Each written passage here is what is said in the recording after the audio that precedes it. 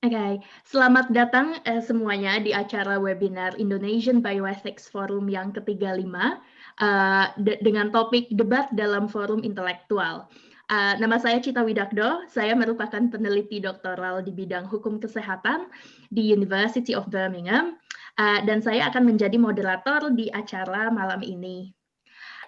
Saat kita melihat sejarah panjang ke belakang seperti gerakan hak-hak sipil, perlindungan hak asasi manusia, perlindungan hak kesehatan, adanya asuransi kesehatan yang universal seperti BPJS, aturan-aturan dalam UU Kesehatan, semua ini pada awalnya merupakan subjek perdebatan yang sengit. Debat dalam forum intelektual, khususnya yang secara terbuka di muka publik, tidak selalu berjalan dengan mulus. Para pendebat seringkali bersikap contentious, bahkan juga dapat terjadi sebuah bentuk kekerasan.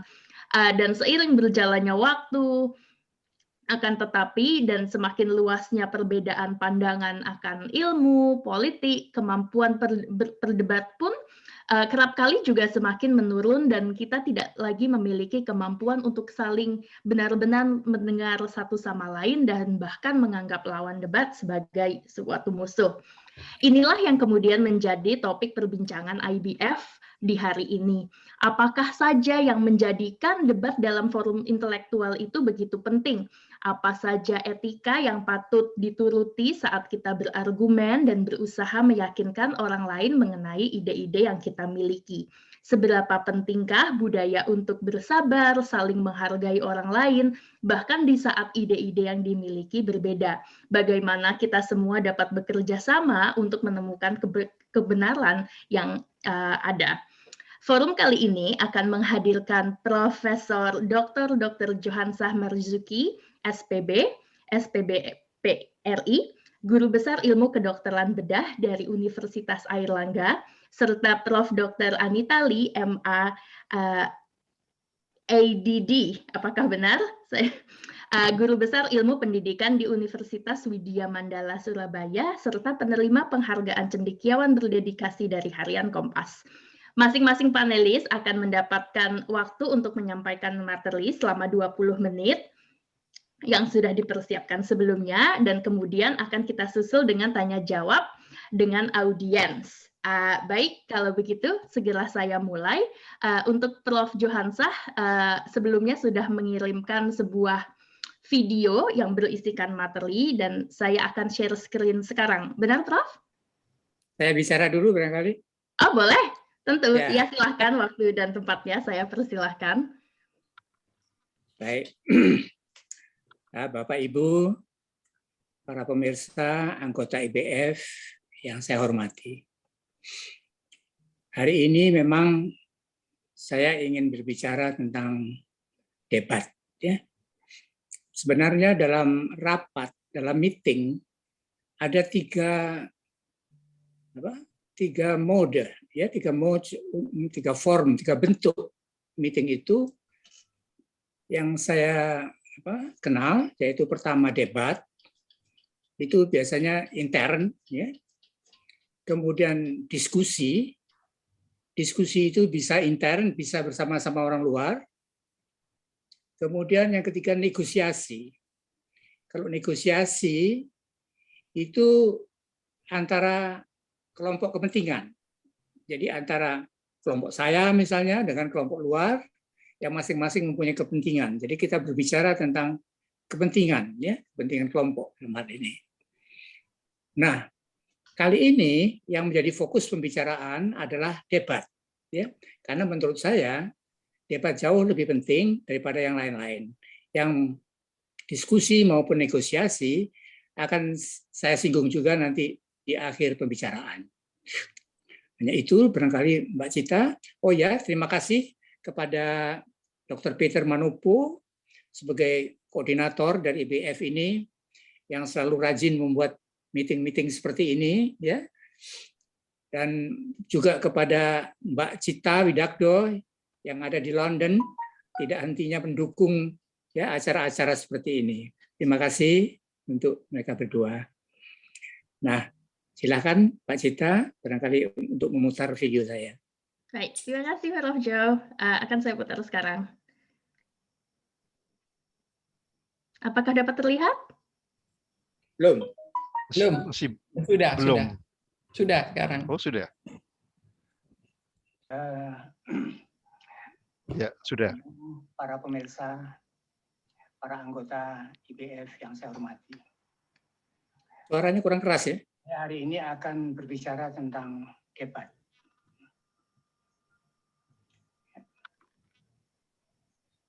Suaranya sudah maksimum, Prof. Debat dalam forum intelektual. Ya.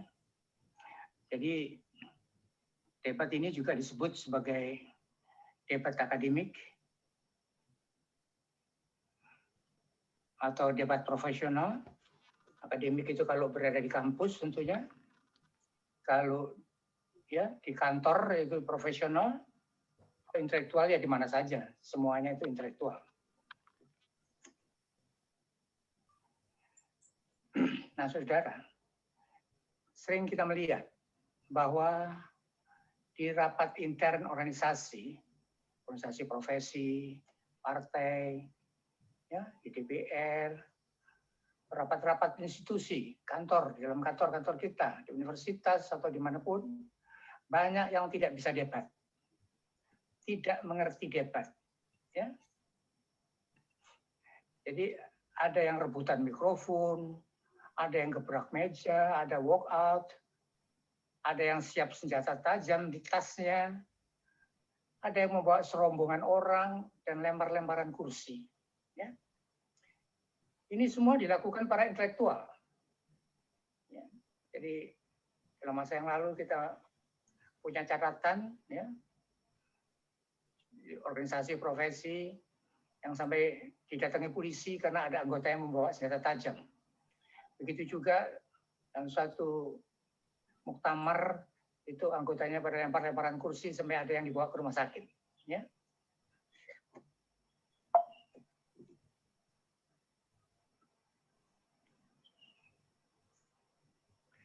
Jadi debat itu sebenarnya bukan bertengkar. Ya. Ini kadang-kadang masih menjadi kacau, rancu, ya, antara debat dan antara debat dan bertengkar ini. Debat itu rasional. Ya, salah satu bedanya, kalau bertengkar itu emosional atau irasional. Jadi kita harus mengerti ya, apa bedanya rasional dan emosional itu. Jadi kalau ini tidak bisa membedakan, ya tidak bisa membedakan debat itu atau bertengkar.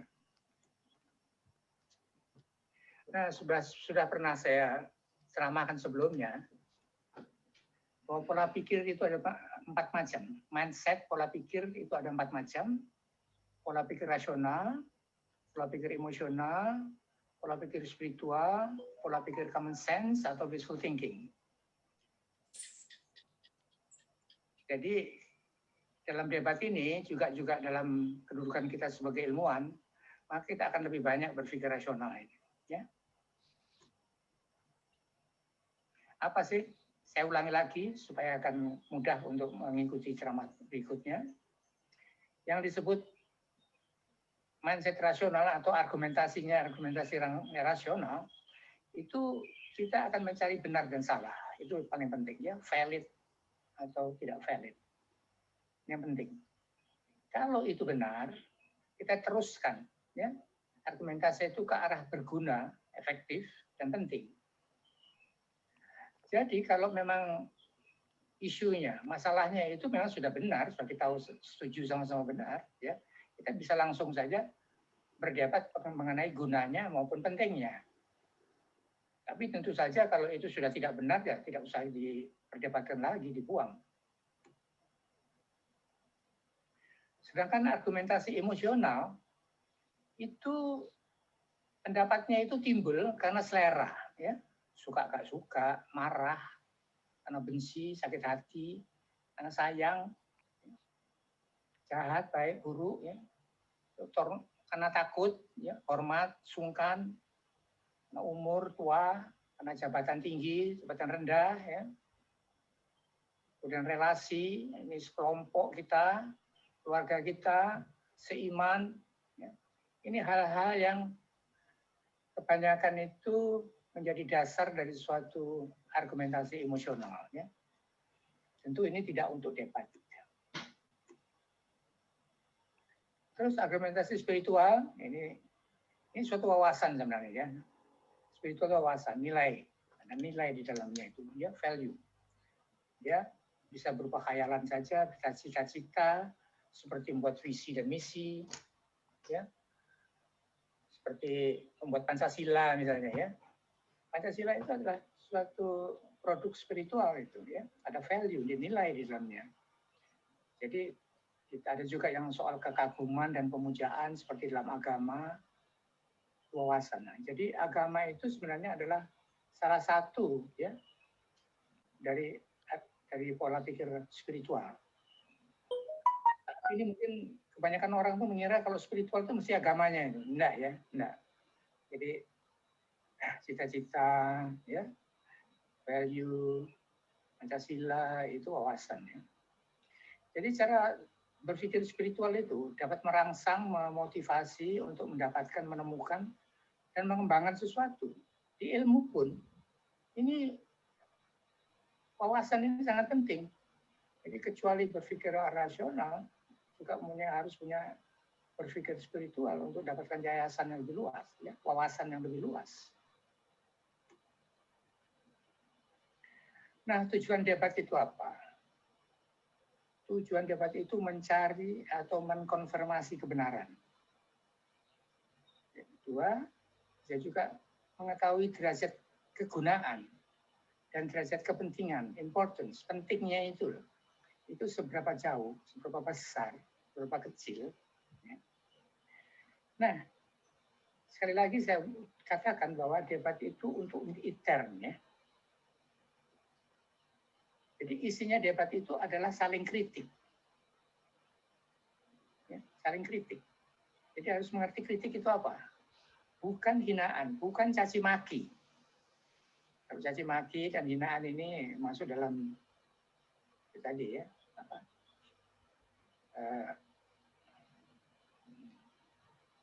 Tengkar. Caci maki apa? Bertengkar, ya, pada dalam bertengkar. Ya. Dan kedua ini isinya bertengkar ini, ya. Tapi kalau kritik itu isinya debat. Nah, ini bedanya.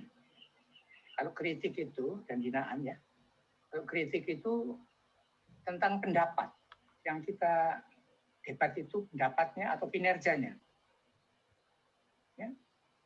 Bukan orangnya. Tapi kalau di sini justru caci maki itu orangnya, identitasnya dan kemampuannya. Ngerti enggak kamu? Sekolahmu apa? Itu orangnya, identitasnya. Ya. Bukan itu, tapi kinerjanya. Bahwa Anda melakukan itu ada kekurangannya. Anda bekerja itu bagus atau kurang atau jelek. Itu.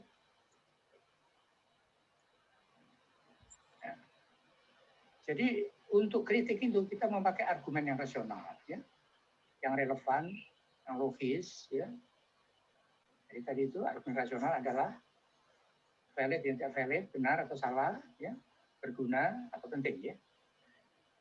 Tapi yang caci maki tentu argumennya emosional, ya. Jadi tidak suka, benci dan segala macam itu. Nah, ini kritik itu perlu diperlukan, berguna itu, penting itu, ya, kritik. Karena ini akan bisa memajukan, mengoreksi pendapat kita atau kinerja kita yang masih kurang atau salah. Tapi kalau hinaan ini tidak ada gunanya ini hanya menyulut permusuhan itu, ya, permusuhan, ya, sakit hati dan lain-lain.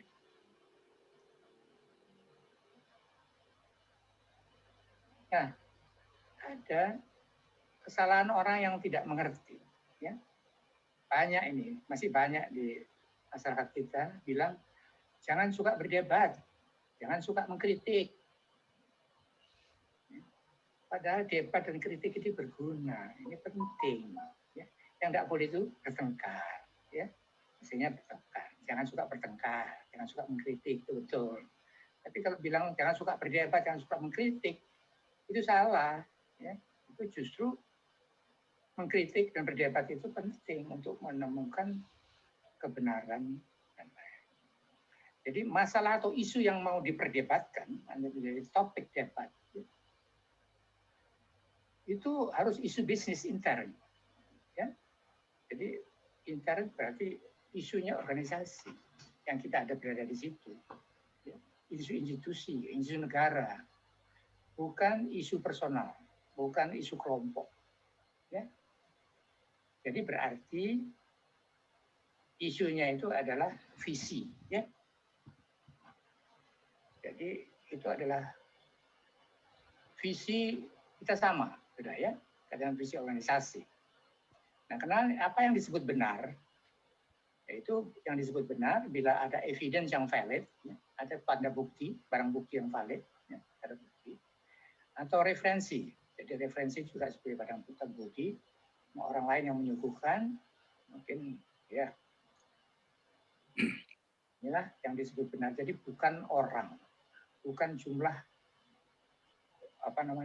pendukung yang berupa orang. Jadi pendukungnya itu evidence yang tadi ya, referensi, hasil-hasil penelitian, misalnya begitu.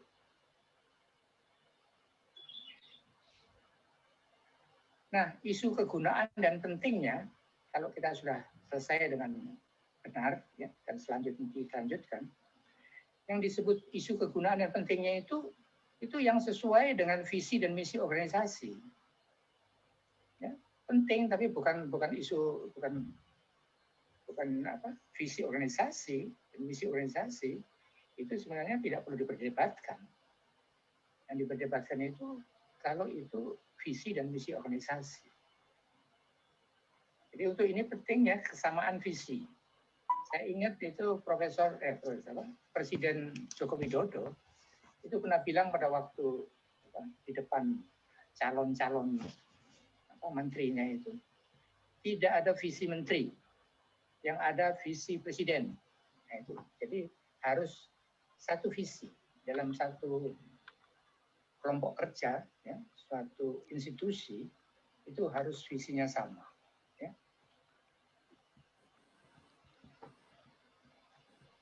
Jadi ini saya tulis lagi ya bahwa para pendapat itu harus punya visi yang sama demi organisasi, demi institusi. Ya. Bukan demi kubu, bukan untuk suatu kubu dalam organisasi. Kubu itu merusak. Jadi tidak boleh ada visi misi kubu. Kubu itu merusak institusi. Ya. Kepentingan kelompoknya di dalam, ada kelompok-kelompok di dalam suatu institusi yang punya visi sendiri, punya misi sendiri.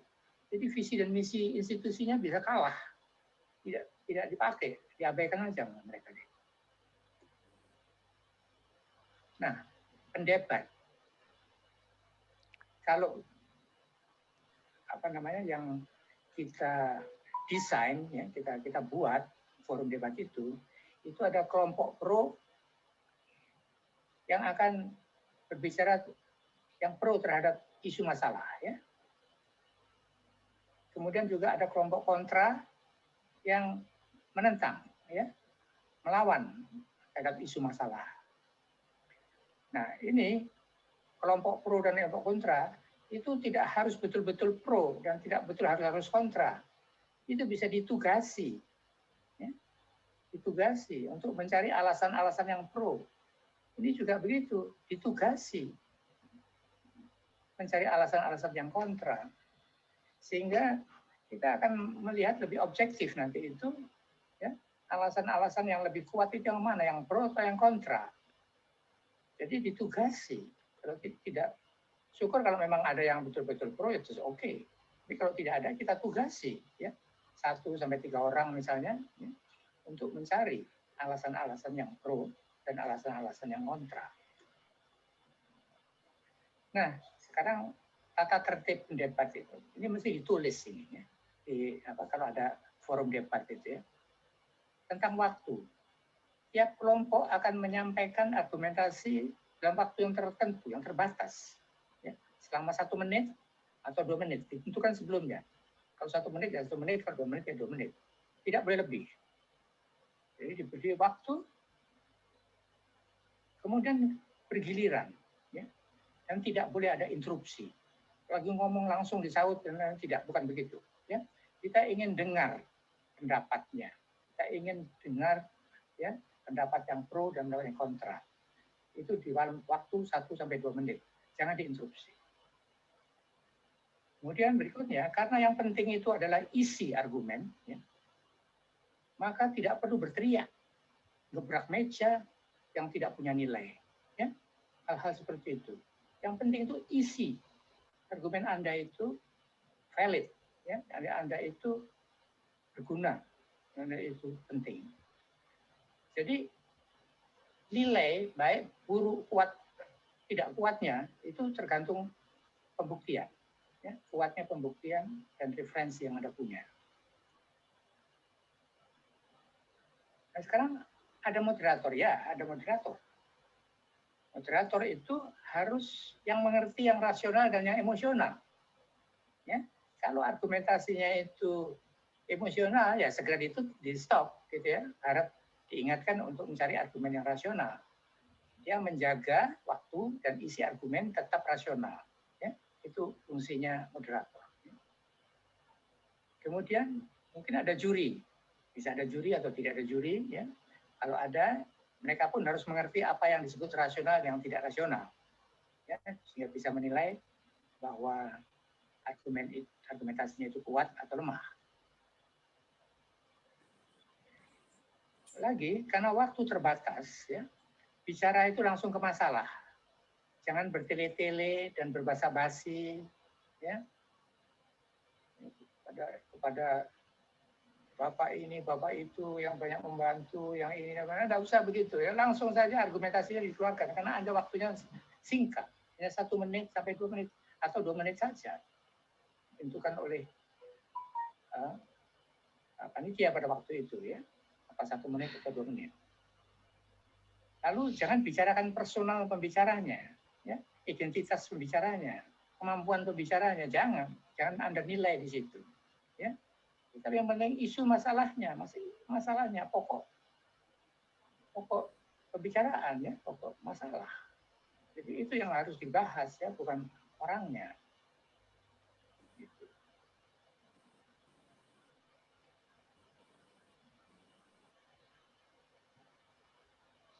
Nah, selesai debat, maka kesimpulan itu akan diambil oleh moderator dan juri, ya, atau juri. Ya. Itu yang mana yang argumen yang kuat, yang bisa diambil. Ya. Makasih, Mas. Harus dibuang, itu diambil kesimpulan. Ya. Otomatis, ya. Karena kelihatan di situ barang bukti, berdasarkan barang bukti. Ya. Bukan disepakati terlalu banyak, bukan kesepakatan pribadi, tapi harus punya alasan. Ya. Jadi yang menang itu yang relevan, yang mempunyai evidence dan referensi yang cukup, yang bagus, yang terbukti. Ya. Kemudian setelah berdebat itu berjabat tangan. Jadi ini seperti profesional, ya. Jadi berdebat itu bukan bermusuhan, tapi lawan, ya, bukan musuh. Seperti misalnya tinju profesional itu. Ya, itu lawan, ya. A lawan B, mungkin ada yang knockdown, ada yang knockout, ya, sampai tidak sadar, mukanya berdarah-darah, tapi selesai acara, maka dia adalah partner, ya, mereka rangkulan. Ini saya anjurkan untuk salaman, tapi karena mungkin pandemi, ya, kan pakai tangan saja, ya, seperti tangan yang disatukan berdua, ya, sebagai tanda hormat, saling menghormati. Nah, sekarang apa yang disebut diskusi sebenarnya? Ya, kenapa kok debat? Kenapa nggak diskusi saja? Diskusi itu bukan untuk cari kebenaran. Ya. Diskusi itu hanya brainstorming. Pendapat Anda bagaimana? Pendapat Anda bagaimana? Jadi hanya menggali pendapat, bukan mencari kebenaran. Jadi semua pola pikir bisa dipakai. Pakai yang rasional bagus, pakai emosional boleh, pakai spiritual maupun common sense, itu tidak menjadi masalah. Karena nanti dalam diskusi itu kesimpulan itu hanya diambil oleh pembuat forum. Ya. Jadi tidak perlu ada menang kuat dan lemahnya argumen. Sesuai selera yang punya forum. Nah, ada lagi satu lagi, negosiasi. Ini rundingan. Jadi ini dengan badan lain, bukan intern, dengan badan lain. Ini seperti tawar-menawar kepentingan. Jadi ada kepentingan kelompok.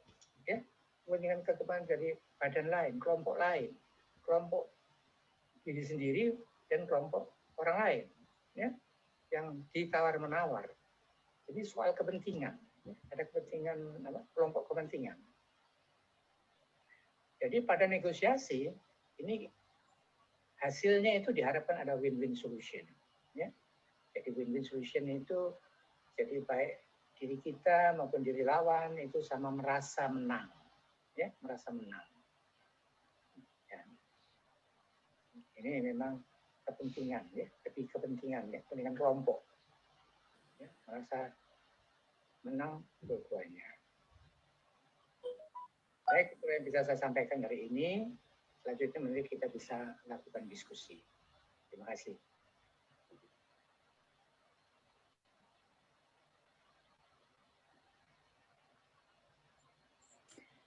Baik, baru saja kita saksikan video dari Prof. Johansa. Ada yang mau ditambahkan secara lisan, Prof, sebelum saya serahkan ke Prof. Anita? Enggak, saya kira saya tunggu saja nanti dalam diskusi. Baik, kalau begitu tadi sungguh menarik sekali. Sangat informatif mengenai betapa pentingnya harusnya ada persamaan visi dan misi, tidak boleh adanya kepentingan kubu, kemudian langkah-langkah pentingnya berargumen yang rasional sehingga tidak menimbulkan pertengkaran. Memang sangat penting sekali, dan poin untuk berjabat tangan mungkin tadi saya juga kepikir kalau lagi pandemi mungkin nggak berjabat tangan terlebih dahulu, tapi ya itu sangat penting untuk saling menghargai satu sama lain. Selanjutnya saya akan share slide dari Prof. Anita. Saya yang share, Prof, atau mau Prof share sendiri? Saya share sendiri nggak apa-apa deh. Oke. Ya, terima kasih Mbak Cita. Baik, selamat malam atau selamat siang untuk Ibu Cita di UK. Dan mungkin ada yang lain-lainnya juga, entah selamat apa. Terima kasih kepada Dr. Peter Manopo, juga kepada Ibu Cita yang sudah memoderatori, dan juga semua rekan-rekan dari IBF. Sebelumnya saya ingin menyampaikan terima kasih ya, saya merasa diperkaya pengetahuan, wawasan di WA Group IBF ini. Walaupun saya tidak selalu bisa berpartisipasi, tapi saya menikmati itu. Walaupun ketika saya tidak aktif berpartisipasi, saya menikmati perdebatannya, diskusinya, maupun humor-humornya juga. Ketika saya entah karena sibuk atau memang saya tidak bisa berpartisipasi karena saya nggak menguasai materinya, topiknya, karena itu di luar bidang saya, tetapi saya tetap menyimak itu, dan itu sudah menambah wawasan saya. Topik ini menarik, dan tadi yang disampaikan oleh Prof. Jo itu juga menarik. Saya melihat sih di grup IBF itu cukup beragam. Ada banyak variasi pendapat dan pandangan, kubunya juga mungkin.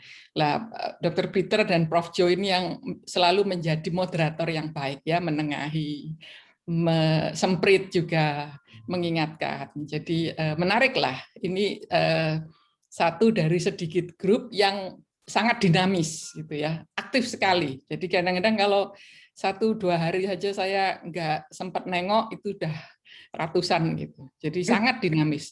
Lebih dinamis daripada grup di fakultas saya atau di prodi saya gitu ya.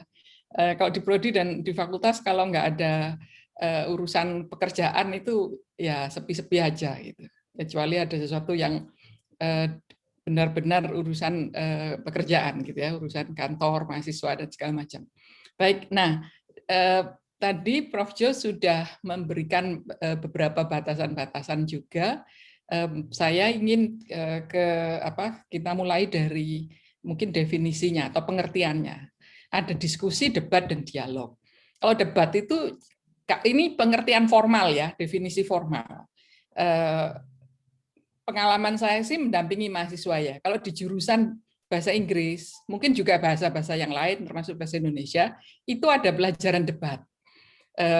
Di bahasa Inggris itu kan semester-semester awal itu adalah mata kuliah skills ya. Jadi dibagi reading, speaking, writing, and listening begitu. Kalau yang speaking itu biasanya semester terakhir itu isinya debat. Jadi mahasiswa memang diajar untuk berdebat. Ya, saya nggak yakin juga apakah kadang learning outcome-nya itu terpenuhi dengan baik atau dengan optimal atau tidak.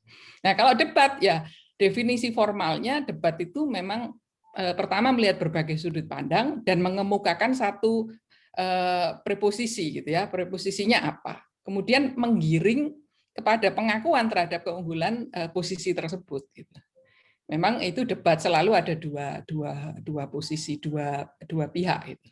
Kalau diskusi itu memang berbagi pengetahuan, pertukaran opini dan gagasan. Dan ketika diskusi bisa mencapai kesepakatan dan kesimpulan, tapi bisa juga tidak. Maaf, kurang ini. Bisa juga tidak. Tetapi dalam kehidupan sehari-hari, misalnya di rapat fakultas atau di WA group, ya antara debat dan diskusi itu sering tercampur ya. Kadang diskusi, kadang debat gitu. Sering tercampur ya. Karena memang kan tidak ada batasan formal, tapi kalau di mahasiswa kan di kelas pelajarannya debat itu ya batasan-batasan itu dipenuhi. Termasuk di kalangan mahasiswa itu ada kegiatan-kegiatan ekstra itu. Jadi mereka juga punya tim-tim debat yang ada lomba-lomba debat antar universitas. Dialog lain lagi, kalau dialog mencari kebersamaan, bukan menang kalah, mendengarkan dengan empati. Jadi dialog ini memang pakai feeling gitu ya, ada emosi, ada perasaan gitu. Kalau debat, aturannya debat tidak boleh ada emosi, aturannya gitu ya, tetapi itu aturan formal, tapi kenyataannya kadang itu dilanggar juga. Nah, ini debat dan diskusi untuk lebih jelasnya lagi perbedaannya. Kalau debat itu memang ada kontestasi argumentasi antara bisa dua orang, bisa tim, dua orang misalnya debat presiden, debat calon presiden, atau debat cawapres. Itu biasanya yang kita lihat setiap 5 tahun sekali. Itu debat. Kalau diskusi itu pertukaran opini, tidak jelas lawan A dan B-nya tidak. Jadi dalam satu kelompok biasanya. Kemudian kalau debat memang bertujuan menang, itu harus menang. Dan memang ketika nanti saya tunjukkan klip film soal debat. Di pelajaran speaking yang topiknya debat itu memang mahasiswa diajari trik-triknya, tipsnya, langkah-langkahnya, ada aturan formalnya, ada strateginya. Kemudian kalau diskusi ya tujuannya belajar. Tapi ya antara debat dan diskusi ini saya tadi nonton TED Talk Daniel Cohen gitu ya, yang debat pun kita juga bisa belajar dari debat. Ya, ini kemudian mengaburkan definisi yang formal ini, tapi itu sesuatu yang bagus juga. Nah, di debat biasanya ada kesimpulan, karena biasanya kalau kelompok debat katakan bertiga, tim debat bertiga atau berempat gitu. Orang terakhir itu biasanya diberi mempunyai tugas untuk menyimpulkan. Kalau diskusi tidak selalu ada kesimpulan, kadang-kadang ada kesimpulan juga. Nah, debat itu menggiring penonton, pendengar, atau lawan untuk mengakui keunggulan pandangan yang disampaikan oleh satu tim itu. Kalau diskusi ya berbagi pengalaman, informasi, pendapat, dan opini. Nah, ini prinsip debat yang formal. Jadi pertanyaan dan pernyataan itu harus profesional, benar seperti yang dikatakan oleh Prof. Jo. Tidak ofensif pada dimensi-dimensi yang primordial. Misalnya ya kalau di Indonesia primordial itu sudah dibatasi pada sara gitu ya. Tapi kan kalau di beberapa negara lain ada tambahan-tambahan, misalnya orientasi seksual, kemudian physical characteristics, physical attributes itu tidak boleh disinggung ya. Tadi sempat ngobrol dengan Ibu Cita soal studinya soal obesitas. Orang Indonesia ini masih sering komentar soal body shaming itu ya, itu tidak boleh, itu tidak layak lah diungkapkan dalam forum. Nah, jadi SARA itu kan hanya untuk Indonesia gitu. Padahal ada banyak lagi dimensi yang lainnya yang seharusnya tidak dalam suatu perdebatan itu tidak digunakan pernyataan yang menyerang dimensi-dimensi itu. Kemudian analisis sintesis kritisnya menggunakan logika berpikir. Nanti saya beri soal logical fallacies ya. Nah, fokusnya pada argumen pihak lawan dan mendengarkan argumennya. Kemudian menyusun strategi mengalahkan argumen, bukan pribadi lawan. Gitu. Ya, ini Prof. Jo yang sering mengingatkan kan kalau di IBF jangan nyerang pribadinya. Gitu. Ya memang tidak boleh itu. Tapi kalau di WA Group itu kan cair kan, itu kan bukan kelompok debat formal atau resmi gitu. Kalau kelompok debat resmi, jurinya biasanya langsung menyentang itu poinnya jelek gitu. Kemudian argumen itu didukung data pendukung ya mesti akurat, valid dan proporsional. Nanti saya akan bahas juga mengenai logical fallacies ini. Dan lawan itu bukan musuh ya. Memang kalau ya ini kan kaitannya dengan emosi. Kalau sudah emosional akhirnya kalau ngambul terus walk out, tadi Prof. Jo ngomong walk out atau keluar gitu. Nah, kalau debat ya mestinya tidak emosional karena tidak menyangkut diri sendiri, ini argumen kan. Nah, ini logical fallacies ya. Logical fallacies ini kesesatan berpikir.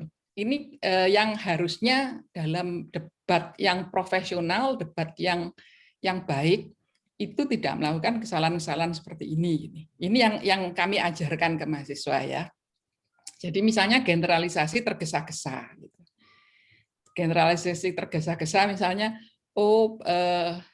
jadi apa ya kaitannya dengan COVID atau vaksinasi ini.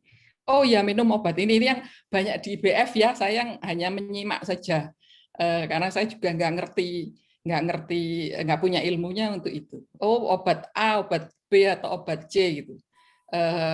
Minum atau bukan obat ya, katakan minum VCO atau minum minyak kayu putih atau apa itu bisa gitu. Generalisasi tergesa-gesa karena kan kaidah-kaidah ilmiah juga ya, sampelnya berapa, variabelnya apa. Gitu. Kemudian memainkan emosi massa itu tidak boleh. Gitu.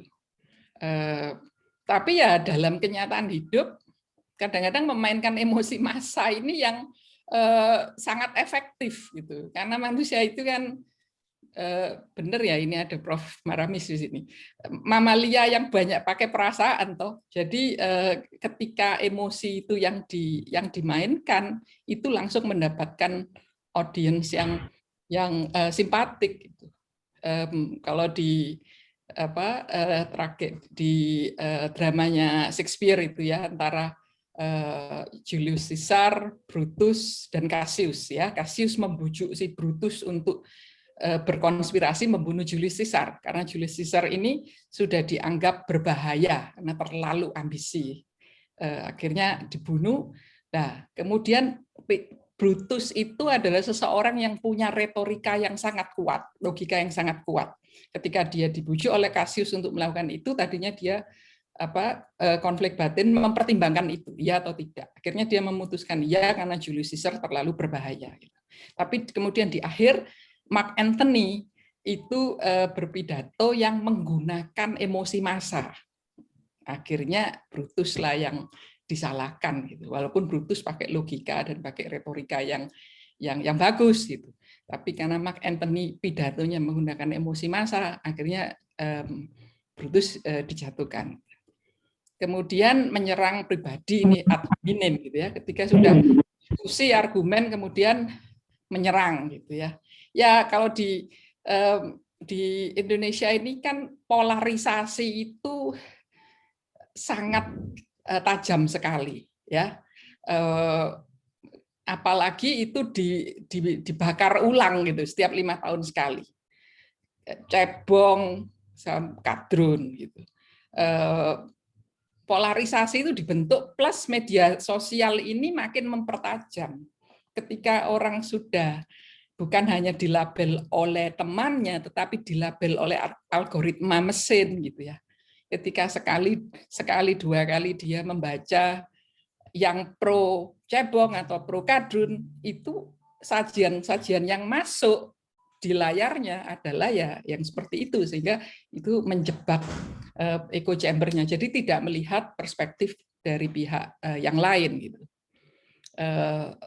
Ad hominem. Jadi pokoknya Jokowi itu baik atau tidak baik gitu. Jadi terjebak di pola itu. Termasuk juga berbagai menteri yang lainnya. Itu yang sering diserang secara ad hominem. Kemudian mengandalkan otoritas. Oh, si A itu keren sekali, dia merokok gitu. Jadi kelihatan maju sekali. Itu yang dipakai oleh iklan biasanya. Kemudian meremehkan argumen lawan atau strawman ini. Jadi misalnya saya pernah menulis isu soal sonasi sekolah. Sonasi itu sebetulnya tujuannya untuk pemerataan, untuk keadilan sosial di bidang pendidikan. Memang ada banyak kelemahan sonasi, sehingga ketika argumennya, iya tapi anak pintar jadi haknya dirampas untuk dia bisa sekolah di sekolah yang baik gitu. Nah, argumen ini argumen yang strawman gitu ya, tidak melihat secara keseluruhan suatu kebijakan publik. Tapi memang kebijakan publik tidak mudah. Kebijakan publik itu juga harus melihat hulu sampai hilirnya gitu ya. Terus dilema palsu hitam putih gitu. Jadi tidak ada gray area. Terus penalaran berputar, circling ya. Kemudian mengubah atau mengalihkan topik, ini red herring ya. Jadi misalnya kenapa sih kok Anda kok suka makan junk food gitu misalnya. Oh ya karena ada diskon gitu. Nah, ini red herring, tidak mengalihkan topik gitu. Topiknya bukan soal diskon tapi soal mengkonsumsi junk food-nya itu. Atau mengikuti arus gitu. Oh ya si A ikut vaksin tertentu gitu. Tapi terus menyebut nama-nama gitu. Terus sebab yang salah, misalnya, oh saya minum obat ini, saya jadi sembuh gitu. COVID-nya jadi sembuh. Ini sebab yang salah karena variabelnya kan banyak, belum tentu karena obat tersebut. Terus tebang pilih, cut stacking. Jadi misalnya begini, ini Dr. Peter yang sering naik kereta api, yang saya baca ya di IBF itu. Oh, misalnya gini, oh naik pesawat itu lebih bagus daripada naik kereta api karena naik pesawat lebih cepat. Ini cut stacking namanya. Jadi hanya satu sisi yang disebutkan sebagai alasan, tidak alasan yang lainnya, beberapa variabel yang lain. Kemudian analogi yang keliru, gitu. Misalnya nanti COVID-19 ini juga pasti akan dengan sendirinya hilang kok, sama seperti Spanish flu ya. Spanish flu muncul 1918, ada second wave 1919, atau 1920 tiba-tiba dia menghilang gitu. Nah, argumennya 500 juta orang terpapar, terkena gitu ya, terkontraksi. 50 juta orang meninggal gitu. Sehingga sudah dicapailah herd immunity gitu. Jadi nanti lama-lama juga herd immunity akan terbentuk di populasi di Indonesia pun lama-lama akan hilang. Ya, ini mungkin analogi yang keliru karena memang ada kesamaan-kesamaan antara Spanish flu dan COVID-19, tapi juga ada banyak perbedaan yang lain gitu. Nah, ada slide saya yang terakhir, tapi sebelumnya saya mau putarkan satu klip ya, yang masih ada waktu ya, Bu Cita ya. Ini klip, ya. Ini pelajaran debat ya, pelajaran debat di satu SMP atau SMA lah ini. Waktu ini sudah orang-orang African American sudah bisa bersekolah gitu ya, tetapi diskriminasi masih kental. Jadi ini diajarin. Si guru ini sengaja menjatuhkan mental muridnya ini, yang perempuan gitu. Miss Book with an E, sengaja dijatuhkan karena dia tahu di luar sana dunia kejam. Ini diskriminasi masih sangat kental gitu terhadap kulit berwarna dan terhadap perempuan gitu. Sengaja dijatuhkan ketika latihan karena supaya menyiapkan muridnya untuk menghadapi yang seperti. Jangan gagap kalau ngomong, harus yakin dan pede gitu. The New Deal itu kan kebijakan polisinya FDR ya, Frank Delano Roosevelt itu. Satu-satunya presiden yang menjabat sampai 3 periode itu di Amerika Serikat. Dia mengatakan, dia menyebutkan satu statement, terus ditanya, apa source-mu? Presiden. Kamu bicara sendiri dengan presiden? Gitu.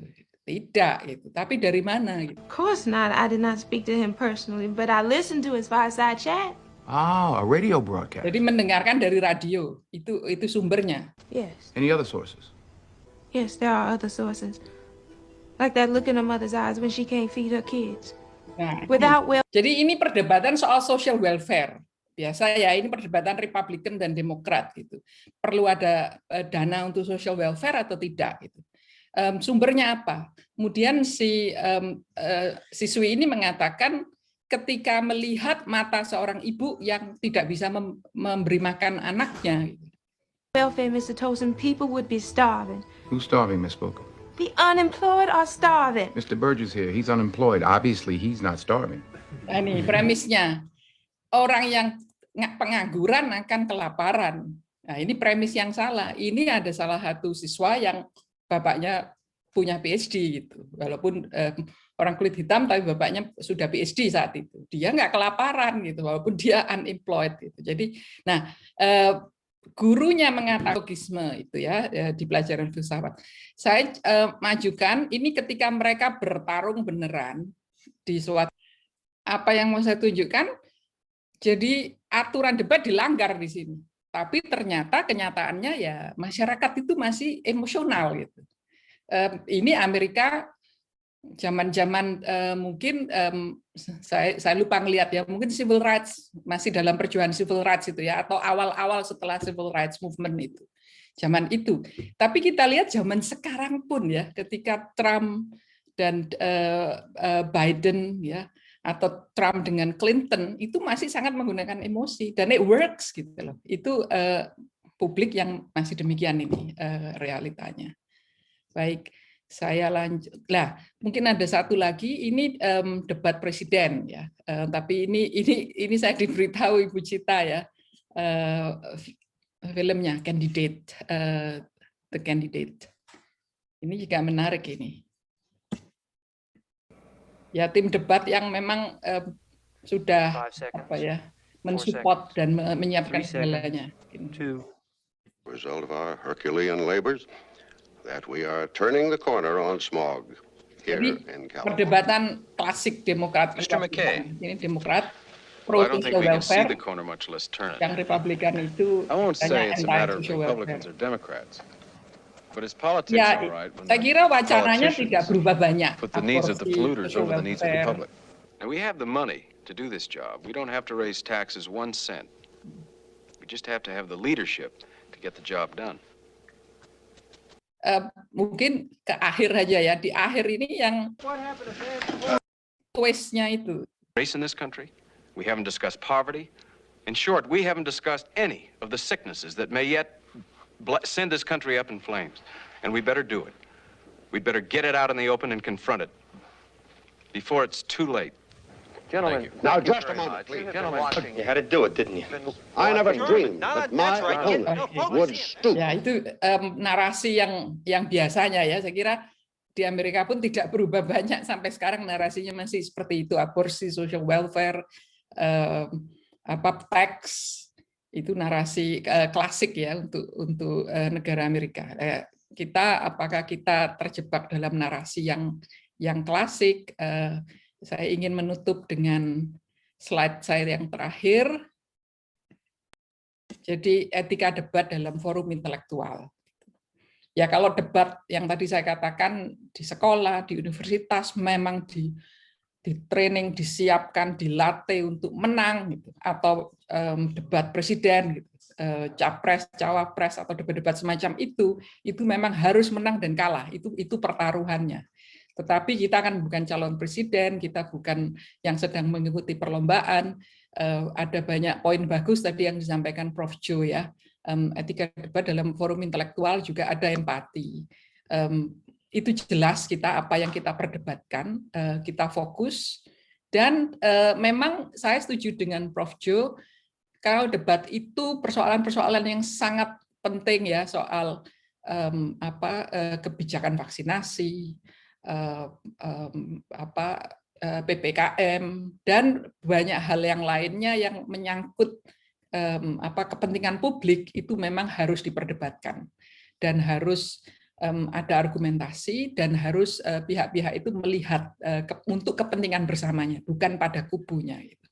Tapi di luar itu, dalam perdebatan-perdebatan yang keseharian, di WA group atau di kantor atau di rumah bahkan ya, mungkin kita juga mesti tahu kapan waktunya yang waras ngalah gitu ya. Ini tidak baik memang. Kalau untuk hal-hal yang penting itu nggak boleh ngalah gitu ya. Karena kalau yang waras ngalah itu nggak baik, karena nanti kepentingan publik ini jadi tersandera gitu. Tapi untuk hal-hal yang kita harus tahu, ke hal-hal yang sudah nggak penting, ya percuma juga kan mendebat orang yang punya gangguan kejiwaan misalnya gitu ya, nggak ada ujungnya juga gitu. Tapi ya tetap santun, mengkritiknya argumen, opini, bukan pada pribadinya. Dan menang tanpa ngasorake, itu saya suka filosofi Jawa itu ya, yang tidak mudah, tetapi itu membutuhkan keterampilan dan kekuatan karakter yang tinggi lah. Demikian saya serahkan kepada Ibu Cita.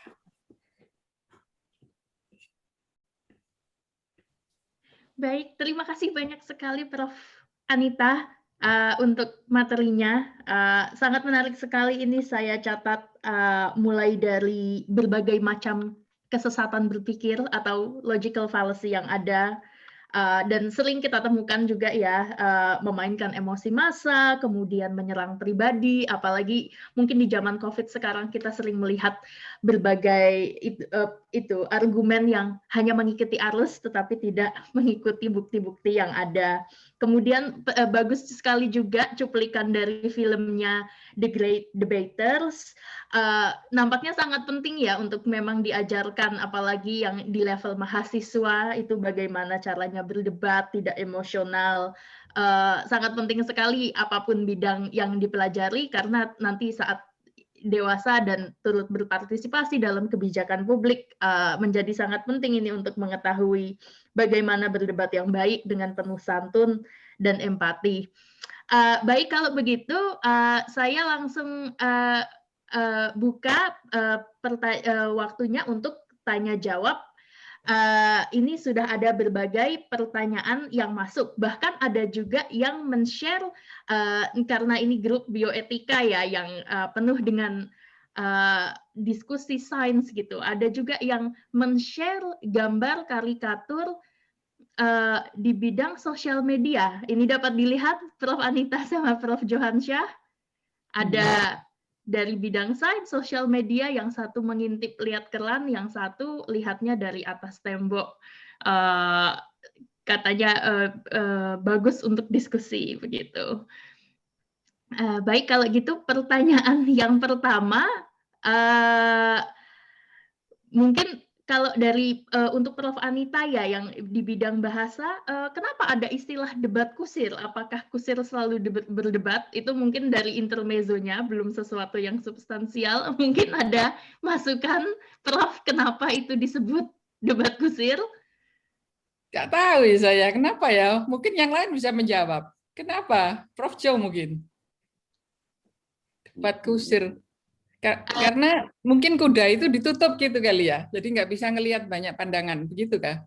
Mungkin. Tadi kalau saya iseng Google sih, memang ada yang menulis di semacam blog, kalau itu tadinya pertama kali istilahnya dari KH Agus Salim, karena dia sempat berdebat dengan kusir gitu saat naik kuda, tapi tidak ada ujungnya. Jadi kemudian saat dia bicara di parlemen, tiba-tiba dia bilang istilah debat kusir, tapi saya juga nggak tahu juga kebenarannya yang dapat diuji begitu.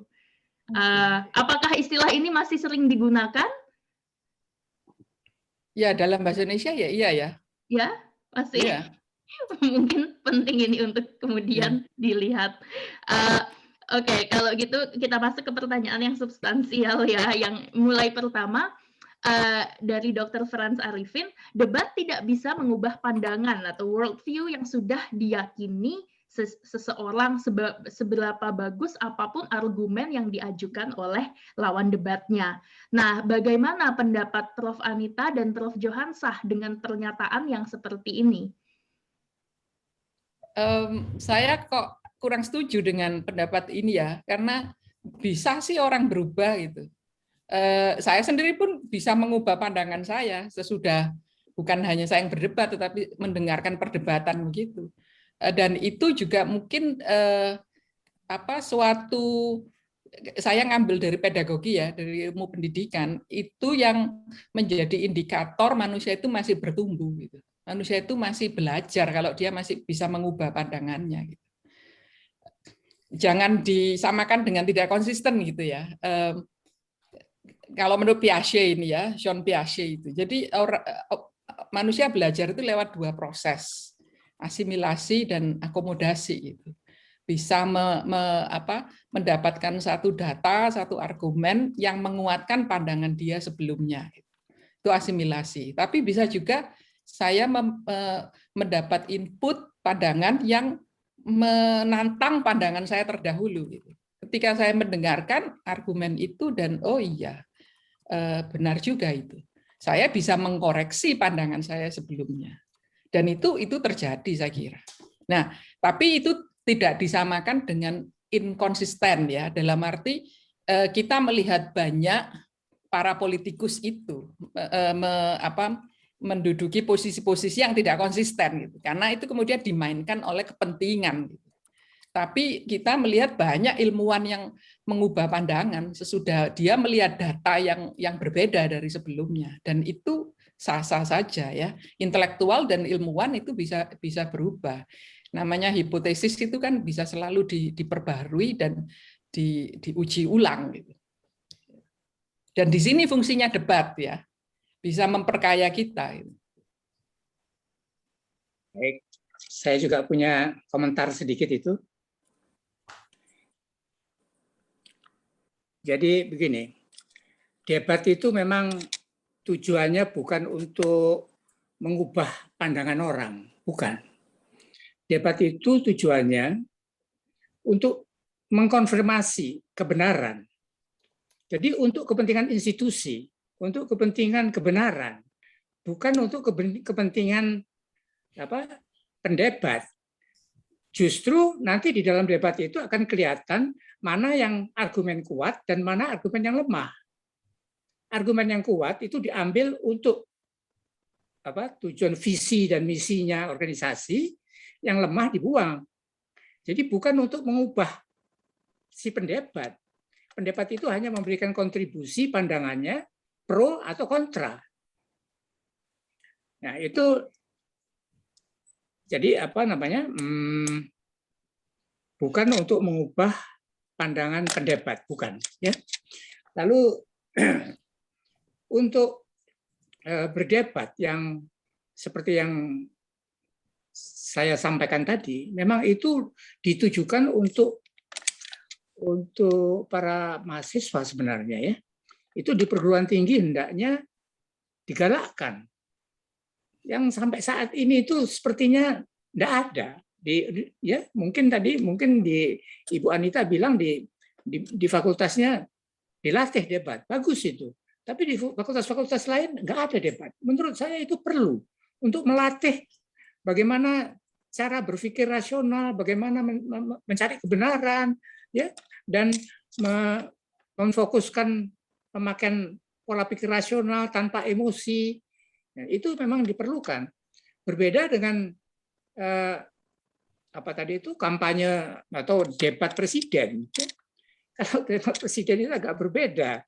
Debat presiden itu menang menang kalahnya itu nanti harapannya pada pendukung orang, jumlah orang. Padahal pada debat yang profesional, debat akademik, debat intelektual itu tujuannya adalah evidence base. Jadi seperti ilmu, seperti profesional. Jadi agak berbeda. Kalau pemilihan presiden nanti siapa yang banyak pendukung orangnya yang menang, gitu. Yang banyak keploknya, yang keras itu yang menang. Padahal bukan itu sebenarnya untuk di debat yang sesungguhnya.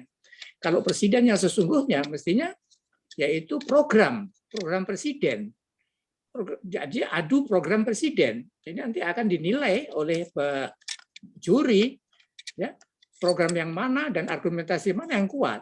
Jadi bukan jumlah tepuk tangan, ya, dan pendukung pemilihnya nanti, bukan. Agak berbeda dengan debat yang sesungguhnya. Ini komentar saya. Terima kasih. Baik, itu Dr. Frans, berikut jawabannya. Apakah ada yang mau ditanggapi? Karena saya lihat Dr. Frans mengangkat tangan. Terima kasih Bu Cita. Mohon maaf saya klarifikasi sedikit karena begini, kita melihat banyak sekali topik-topik yang mungkin kita perbincangkan atau kita dalam tanda petik perdebatkan, tapi kenyataannya kalau kita membantah dalam tanda petik ya, atau memberikan argumentasi kontra terhadap pendapat orang lain, itu most of the time yang terjadi adalah kita mensolidifikasi pendapatnya dia, atau dia justru malah lebih bertahan dengan argumennya dia, kira-kira begitu. Jadi ini terjadi pada infodemics yang dikemukakan oleh WHO itu ya. Makanya kenapa di dalam semua pelatihan yang terkait dengan pembatasan atau penyebaran hoax misalnya begitu, itu rekomendasinya bukan membantah hoax, ya, karena dengan membantah itu justru malah membantah dalam arti berargumen kontra ya. Itu yang terjadi adalah bahwa pembuat hoaxnya atau orang-orang yang sudah percaya dengan satu berita bohong begitu, itu menjadi lebih yakin bahwa itu benar, bahwa berita bohong itu benar. Ya, jadi memang ada kontradiksi di sini bahwa kalau kita berposisi sebagai observer netral, mungkin kita bisa ikut A atau ikut B.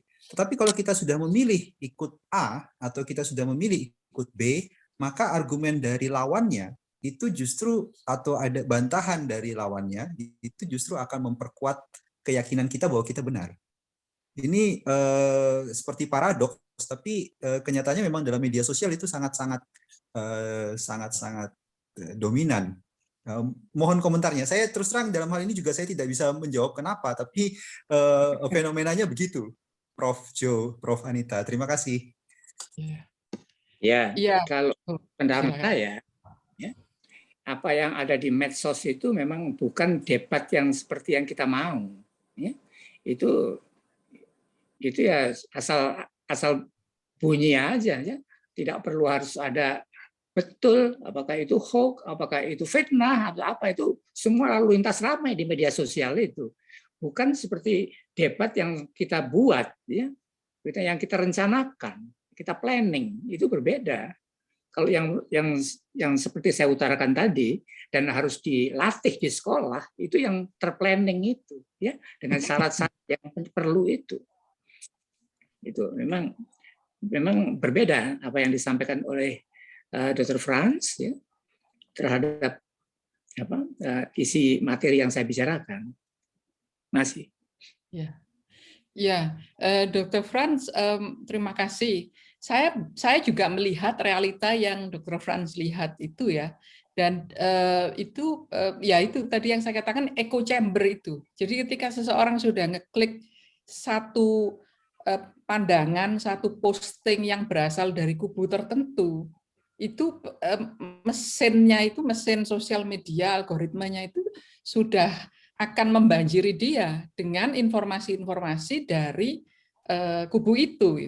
Sehingga ketika ada satu kontra narasi yang berbeda, dia tidak percaya karena kederasannya itu tidak sama gitu. Dan sama-sama seakan-akan pakai data gitu ya. Yang dari kubu itu pakai data, sementara yang berpikir yang berbeda itu juga pakai data gitu. Tetapi kita mesti lihat realita juga gitu. Memang saya mengajari mahasiswa untuk kejar cari data. Tapi hidup kita itu terbatas gitu. Cuman 7 hari seminggu, 24 jam sehari. Kita nggak punya waktu untuk bisa menelusuri semua data itu gitu. Karena biasanya ya orang membatasi, kalau ini fokus pekerjaan saya, bidang saya, apalagi para dokter ya, spesialisasinya sudah sangat spesialis dan sangat sub sekali gitu loh. Yang di luar bidangnya itu kan kita kadang yang membatasi diri untuk tidak mengejar sampai sebegitunya. Kecuali kita memang sudah punya banyak waktu, pekerjaan sudah berkurang gitu. Tapi pada umumnya ketika orang masih aktif bekerja akan sulit untuk menelusuri seperti itu. Jadi akhirnya ya terperangkap dalam echo chamber-nya itu gitu. Tapi saya berharap saya tidak punya data penelitian, ini hanya hunch saja, hanya intuisi dan hanya berharap ya. Semoga aja harapan saya ini bisa, tetapi ya ini bukan harapan naif ya. Gambarannya itu juga mengkhawatirkan gitu. Hoax ini mudah-mudahan itu mewabah itu di generasi X ini ya, X dan Y. Saya berharap nanti generasi Z atau generasi Alpha ini bisa, karena mereka yang digital native gitu ya, mungkin bisa lebih cerdas gitu. Jadi istilah street smart, street wise itu kalau dulu kan orang hanya pinter kutu buku di sekolah tapi dia nggak streetwise, itu kalau dilepas kalau di Surabaya nih di Wonokromo itu dia nggak survive gitu ya, di terminal ini nggak survive, dia kurang streetwise. Tapi street wiseness dan street smartness ini juga sekarang perlu diajarkan di dunia era digital ini gitu. Dan ini yang menjadi peran para pendidik gitu.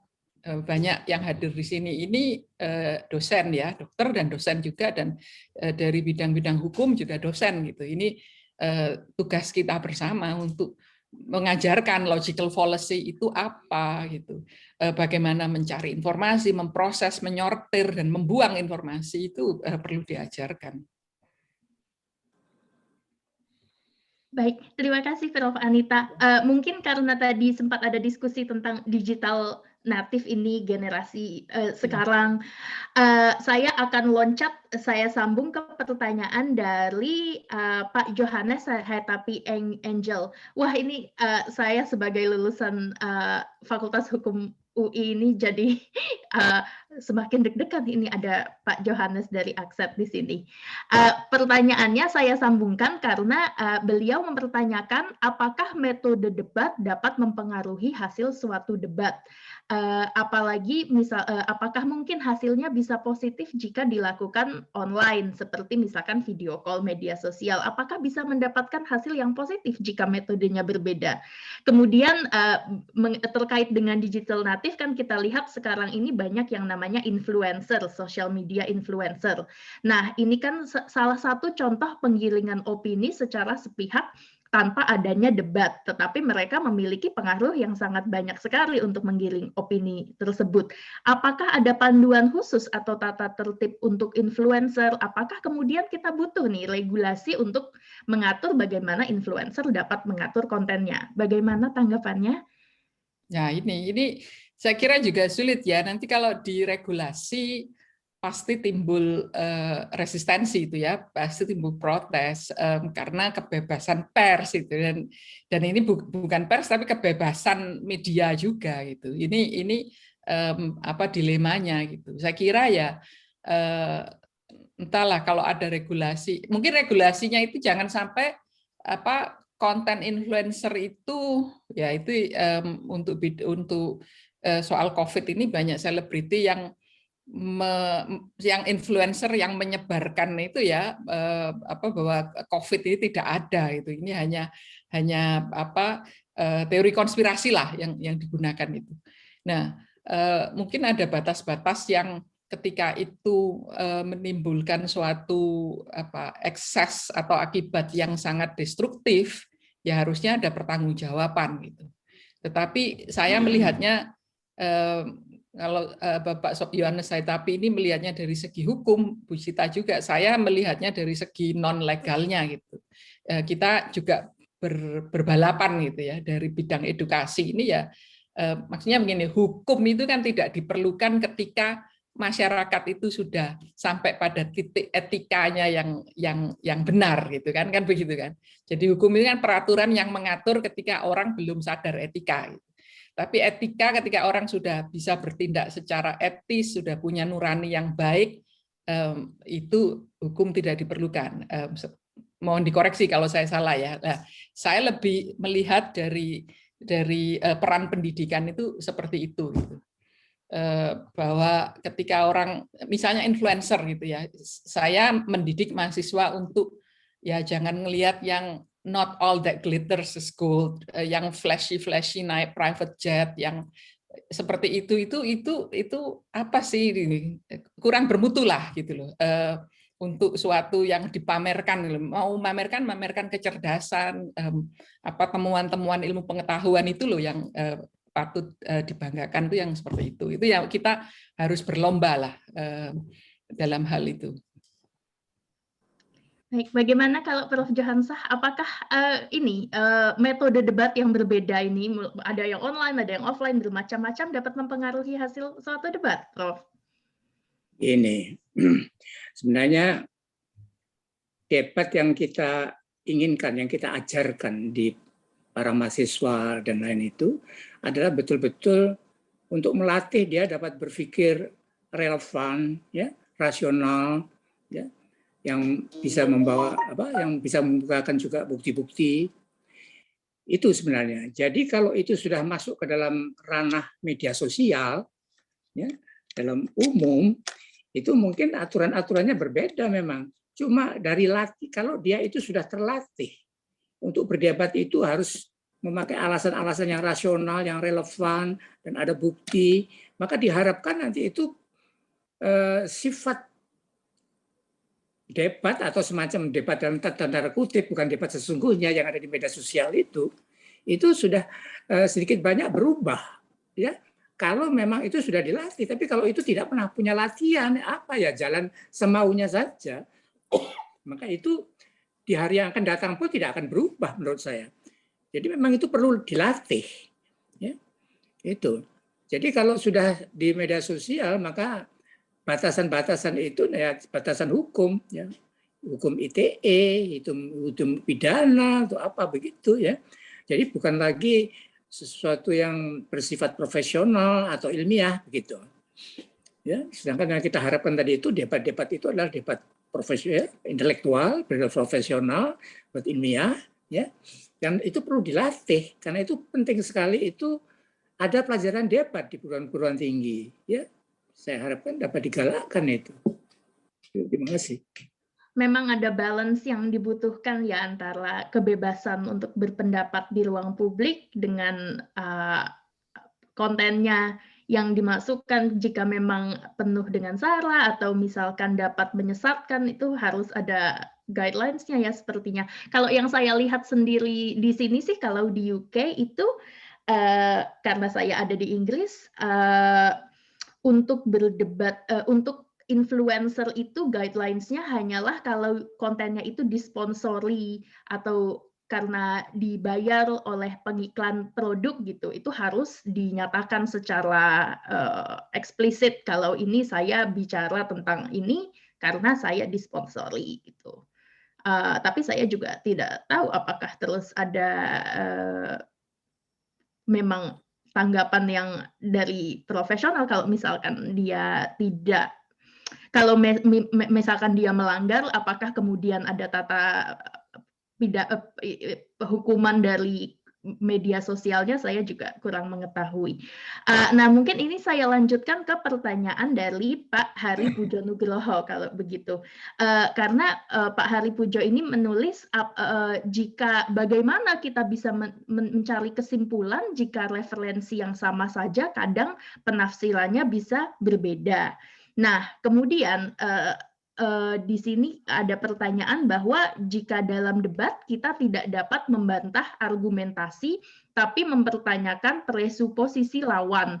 Sering ini dianggap menyerang pribadi, padahal jika kita mempertanyakan presuposisi ini, sering ini dapat dipakai untuk menggoyahkan dasar argumentasinya. Jadi bagaimana solusinya agar tidak berakhir dengan pertengkaran? Apakah ada perbedaan antara menyerang secara pribadi atau mempertanyakan apakah pribadi tersebut memiliki kemampuan dan kapasitas untuk menyampaikan pendapatnya? Bagaimana? Ada tanggapan, Prof? Ya, seperti saya katakan tadi, ya. Jadi yang dikritik itu adalah materi, ya, materi debat dan kinerja, ya, misalnya pendapat dan kinerja.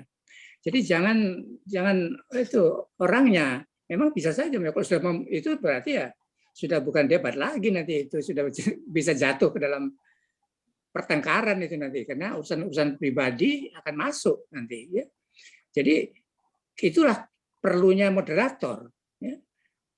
Kalau sampai itu keluar dari argumentasi yang rasional, masuk isu emosional atau irasional, maka moderator harus menghentikan. Bukan debat lagi, tidak ada gunanya itu debat diteruskan kalau sudah seperti itu, ya.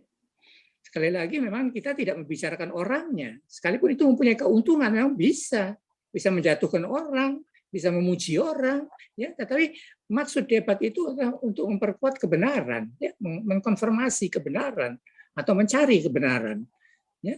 Jadi kebenaran itu berguna untuk memajukan institusi, ya, institusi, organisasi atau negara, gitu, kepentingan bersama. Ya itu bukan untuk kepentingan kelompok, untuk menjatuhkan seseorang, tidak ada. Karena tujuannya memang bukan untuk seorang, ya, seorang, tetapi ada tujuan yang lebih tinggi, tujuan organisasi, institusi, negara, misalnya begitu. Kalau saya boleh menambahkan, mungkin yang dimaksud nanti ini Pak Hari atau Dr. Hari, kalau salah mau dikoreksi lagi. Mungkin yang dimaksud juga kredibilitas pendebatnya itu, ya. Jadi kalau kita mengirim artikel di jurnal itu kan selalu ada satu di submission system itu kan ada satu isian yang kita harus menyatakan kita sudah bebas dari konflik of interest kan terhadap artikel yang kita tulis gitu. Nah, kalau sampai ada konflik of interest, entah kita nyatakan atau tidak kita nyatakan, atau tidak diketahui publik, atau suatu saat diketahui, itu kan otomatis akan menjatuhkan kredibilitas pendebatnya. Gitu. Jadi bukan menyerang yang bias, dia nggak bisa ngomong seperti itu. Misalnya ya kayak nggak bisa dia memberikan argumen itu karena dia biasa suka nyinyir gitu misalnya. Itu menyerang pribadi itu. Tapi ketika dia katakan seorang dokter katakan yang nulis artikel, ternyata rokok itu tidak menyebabkan kanker kok gitu misalnya. Tapi ternyata penelitiannya disponsori oleh perusahaan rokok gitu.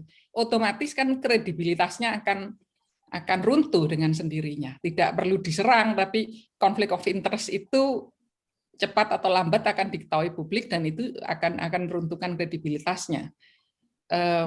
Kalau nggak salah dengan vaksin MMR dan Merkuri dan segala macam ya, saya sempat baca tapi saya nggak ingat detailnya, jadi saya nggak mau cerita itu deh, nanti kelihatan bodohnya di depan para dokter ini. Banyak kan di bidang-bidang kedokteran hal-hal yang seperti itu terjadi ya, ketika mengeluarkan suatu artikel atau pernyataan atau riset, tapi ternyata risetnya tidak free dari konflik of interest, itu kan dengan sendirinya meruntuhkan segala argumentasinya.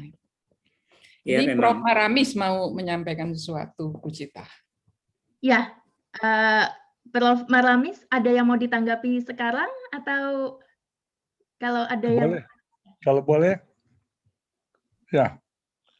Saya ingin ya untuk Prof. Joe tadi ya, sama dengan Prof. Anita, terima kasih banyak yang memperluas pengetahuan saya. Tapi ini Prof. Joe yang mengenai debat, yaitu yang ideal ya, yang ideal. Nah, andai kata yang sudah ditentukan ini yang benar ya, ada evidence, ada referensi. Tapi yang dulu kontra, belum tentu kalau dalam hati dia menerima. Sebab kalau itu untuk melanjutkan dengan action, nah apakah dia bisa bekerja sama? Nah ternyata dalam ilmu perilaku yang lebih mudah berubah kalau pandangan itu tidak ekstrem, agak tengah-tengah, atau orang itu berpandangan luas. Sebab kalau tidak untuk kerjasama yang tidak terubah pandangannya, susah buat dia. Gimana itu, Prof. Joe? Dalam prakteknya, nanti tetap ada kubu. Saya teringat akan suatu peristiwa dengan Churchill, mungkin juga teman-teman sudah tahu itu ya, waktu Perang Dunia Kedua itu. Mereka di Inggris sedang berdebat dengan Churchill dan Jenderal di mana mendarat di Eropa. Churchill bilang di sini, yang Jenderal bilang di situ. Debat hangat. Akhirnya Churchill punya argumentasi dan macam-macam, Jenderal juga. Akhirnya pendapat Jenderal yang diterima. Nah sekarang pelaksanaannya. Lantas Churchill bekerja sama dengan Jenderal, bagaimana supaya berhasil.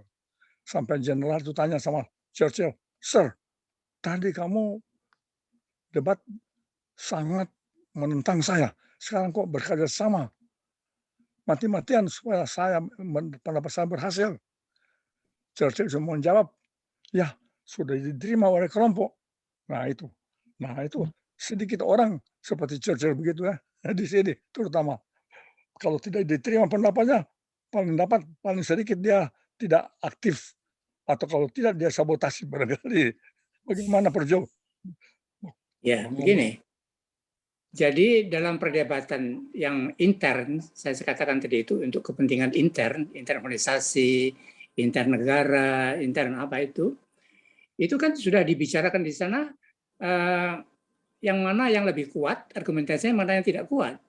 Dan itu yang mengambil keputusan adalah organisasi tersebut.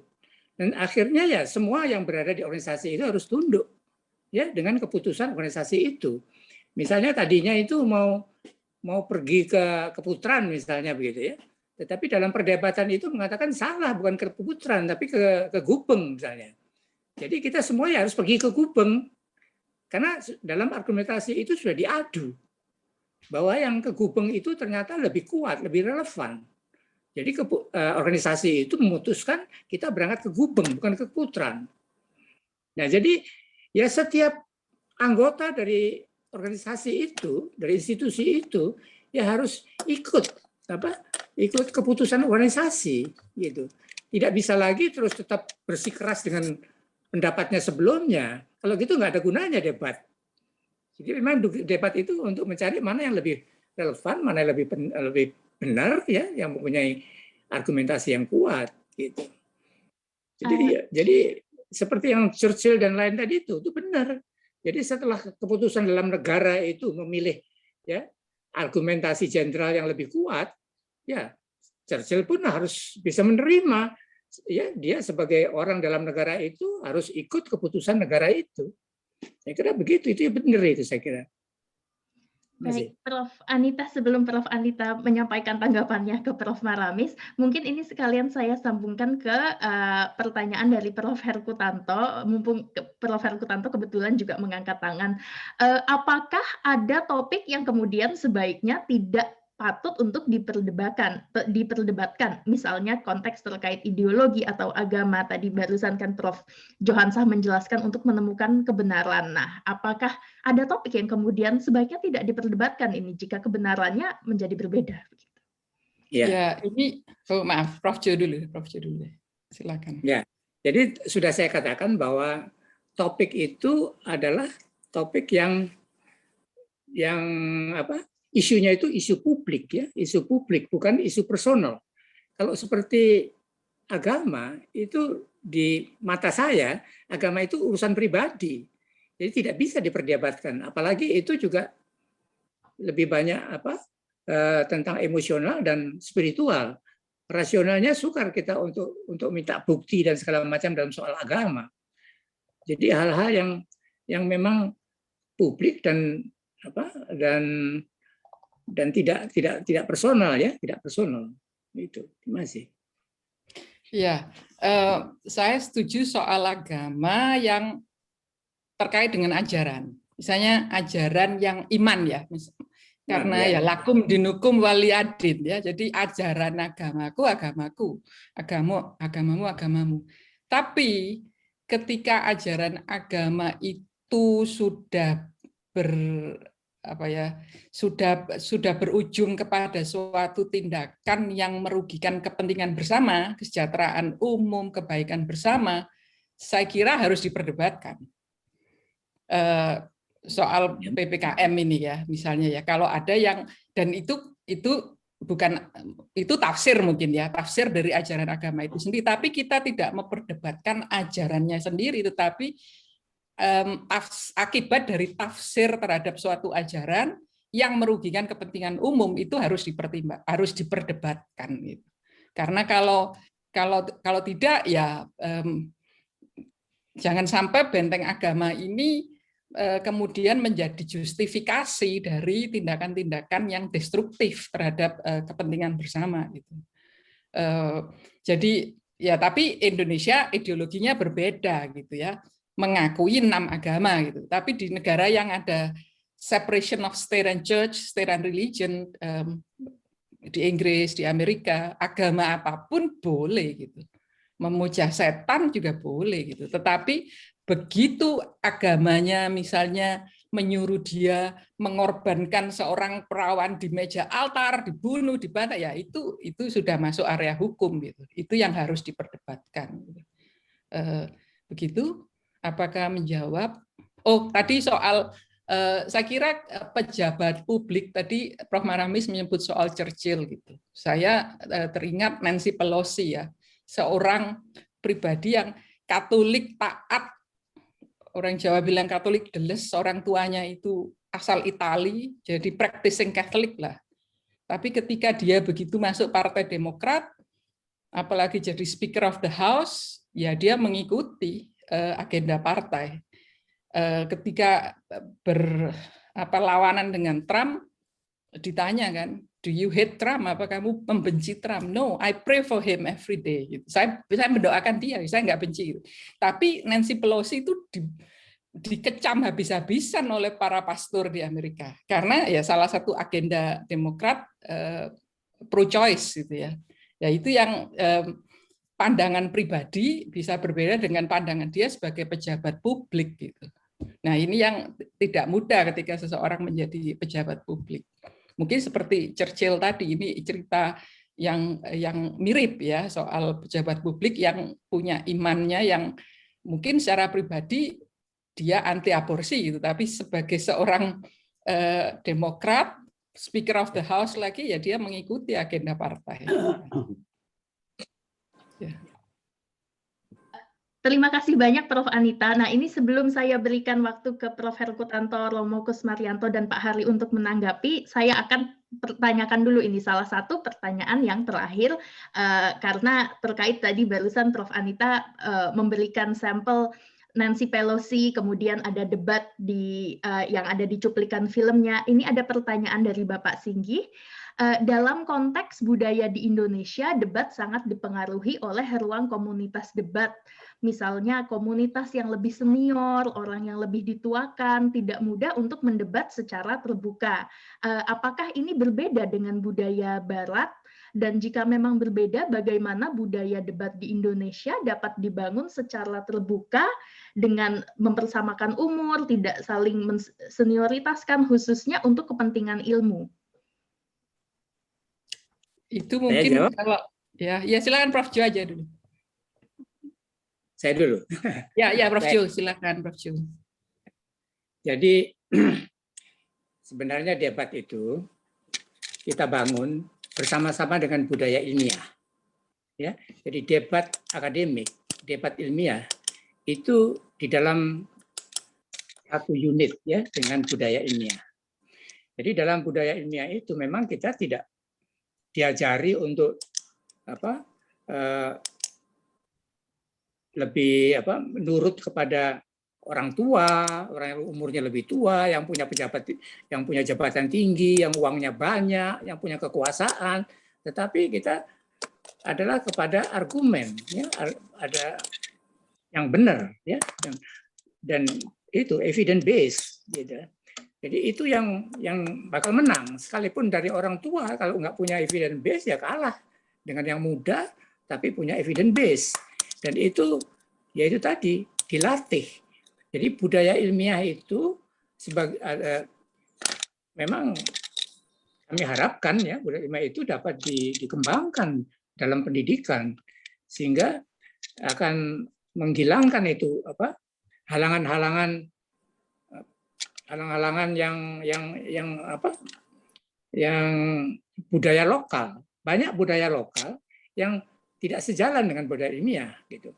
Jadi kalau seperti yang dikatakan tadi itu bahwa ada unggah-ungguh, ya, kemudian takut bicara kepada orang tua karena pangkatnya tinggi, itu sebenarnya bisa saja boleh itu di luar sidang, ya, di luar forum resmi. Di dalam forum resmi sudah tidak ada lagi. Misalnya sekalipun dia masih muda, sekalipun dia diundang dalam suatu rapat, maka dia punya hak yang sama dengan yang tua atau siapapun yang ada di situ untuk bersuara. Ya. Tapi kalau sudah rapat itu selesai, ya tetap saja dipersilahkan dengan memakai budaya lokalnya itu. Unggah-ungguh, nuwun sewu, yang apa segala macam seperti di Jawa misalnya, itu bisa. Tapi di dalam forum resmi itu tidak perlu memakai budaya lokal, tetapi budaya ilmiah yang harus kita pakai. Itu yang maksud saya untuk membedakan antara budaya lokal dengan budaya ilmiah, ya, budaya profesional. Iya, saya kira ya saya setuju dengan Prof. Jo ya. Jadi perlu dilihat forumnya. Memang kita tidak bisa lepas dari budaya kita gitu ya, kesantunan. Tapi dalam forum pun itu juga masih bisa. Kalau di bahasa Inggris itu ada hedging gitu ya, ada penggunaan kata-kata atau kalimat yang bisa dipakai untuk memperhalus hedging itu tanpa mengurangi substansi argumennya. Jadi kalau ya setiap bahasa punya caranya sendiri, punya strateginya sendiri. Ketika saya berbicara atau Bu Cita ya berbicara dalam bahasa Jawa, pasti itu mempengaruhi gerak tubuh kita juga dibanding ketika kita berbicara dalam bahasa Inggris. Ketika kita berbicara dalam bahasa Inggris, mungkin tatapan mata kita, gestur kita itu bisa lebih asertif dibanding ketika ngomong bahasa Jawa. Ketika kita bicara bahasa Jawa, otomatis kita pun mempengaruhi gitu loh bahasa tubuh kita. Lah, jadi kita berdebat dalam bahasa apa? Jadi saya kira, tapi substansi itu saya setuju dengan Prof. Jo. Substansi itu tidak boleh dikurangi gitu ya nilainya, apalagi ketika itu sesuatu yang sangat penting. Tapi juga kesantunan tetap kita jaga.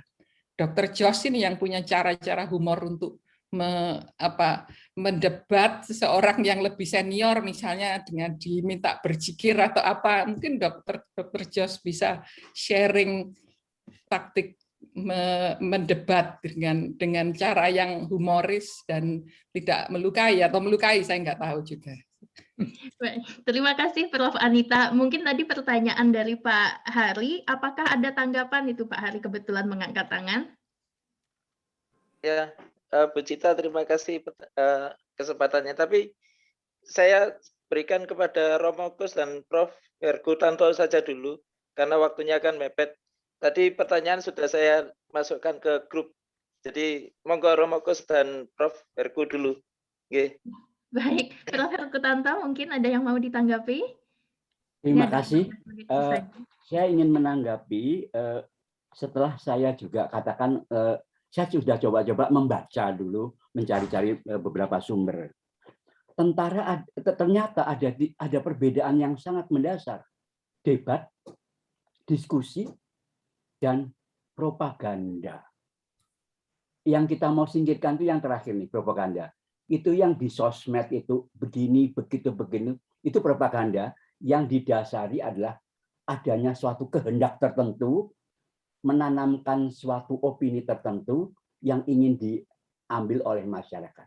Misalnya Joseph Goebbels itu pada pada zaman Nazi Hitler itu dia mengatakan ya, buatlah kebohongan yang sangat meyakinkan dan terus-menerus, maka orang tidak akan bisa membedakan mana yang benar yang salah dan menyatakan kebohongan itu adalah suatu kebenaran. Itu tadi.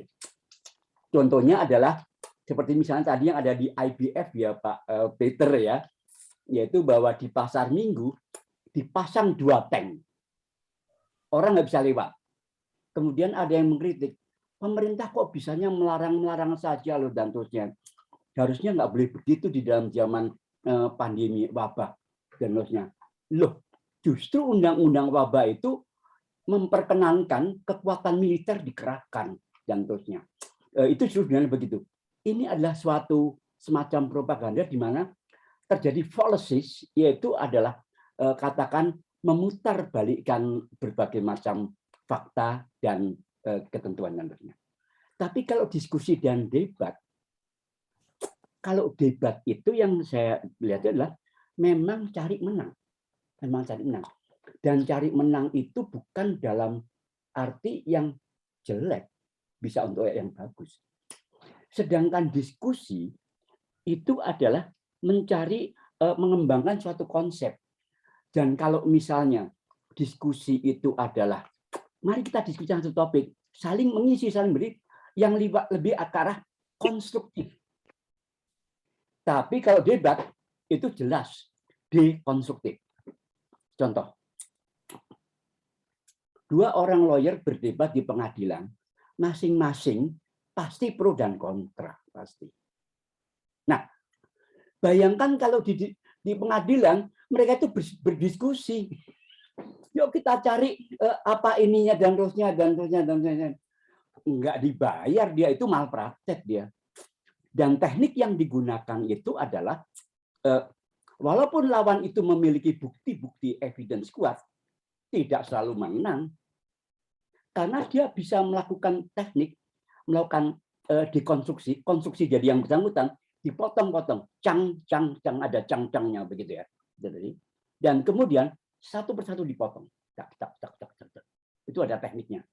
Ada semacam ada lebih dari 35 macam taktik berdebat mencari kemenangan. Gitu juga presiden. Masa ya, yuk kita kompromi gini-gini. Nggak kepilih nanti. Jadi memang ada debat. Tapi debat itu bukan terus caci maki, beda. Beda lagi dengan diskusi. Dan kemudian boleh saya sampaikan pada Prof. Jo, ya di FKUI kami mengadakan itu, Prof. Jadi debat untuk mahasiswa kedokteran di Indonesia itu ada kontesnya tiap 2 tahun sekali, Prof. Saya pernah ngajar tim mahasiswa saya, 2 jam itu kebetulan menang gitu aja, Prof.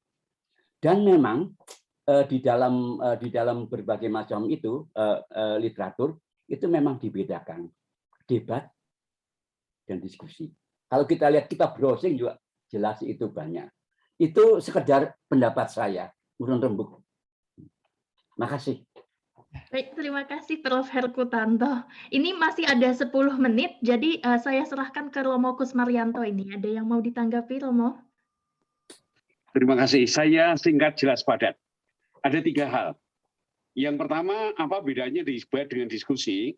Dalam debat itu selalu ada 2 oposisi. Maka dengan demikian, dengan kata lain pro dan kontra. Itu biasanya begitu.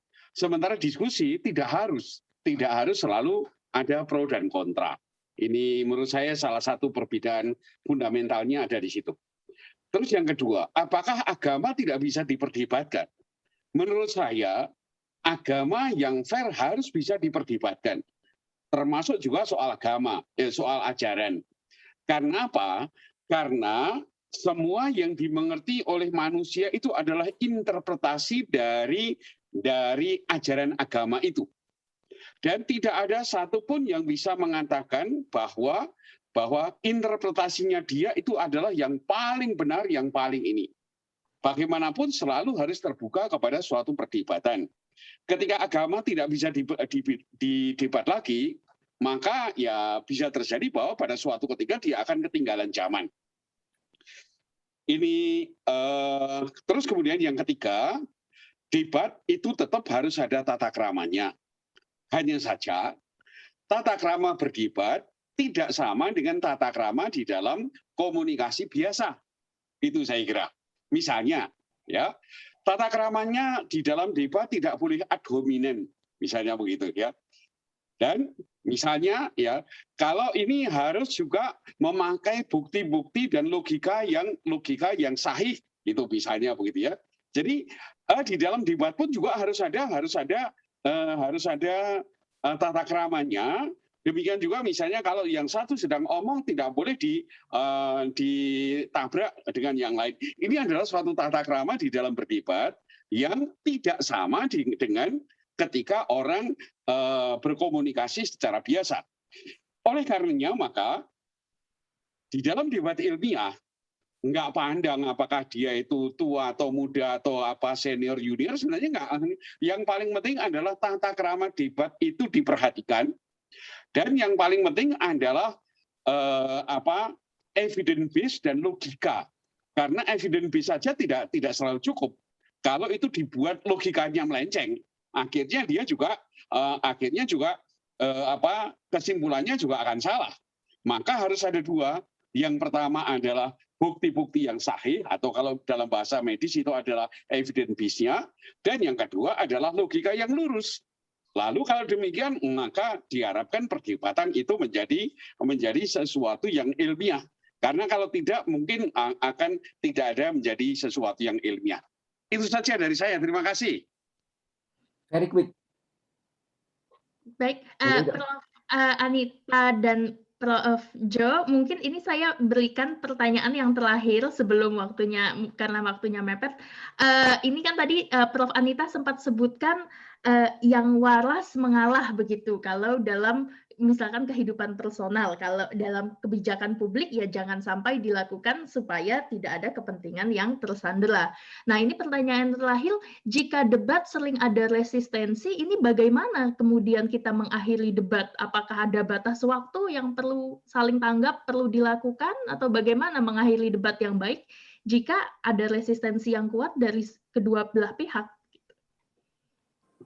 Ya, jadi yang dijawab satu ini aja apa semua?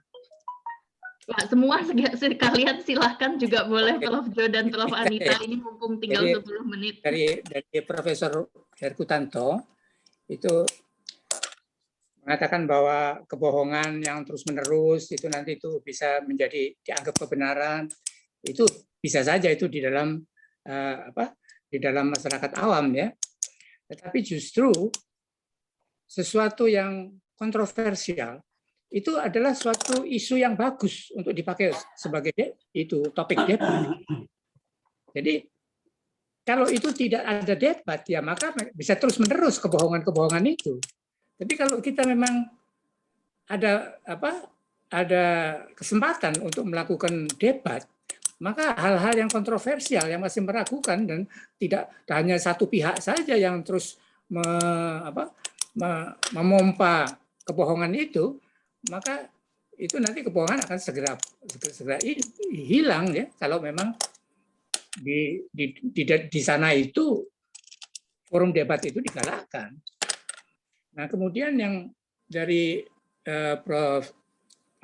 dari Romo itu tentang agama yang diperdebatkan, itu agak susah, ya, menurut saya. Kalau agama mengenai yang bukan yang mengenai iman, ya, mengenai iman bukan perilaku penganutnya, ya, mengenai ajarannya itu sendiri, itu agak susah karena dalam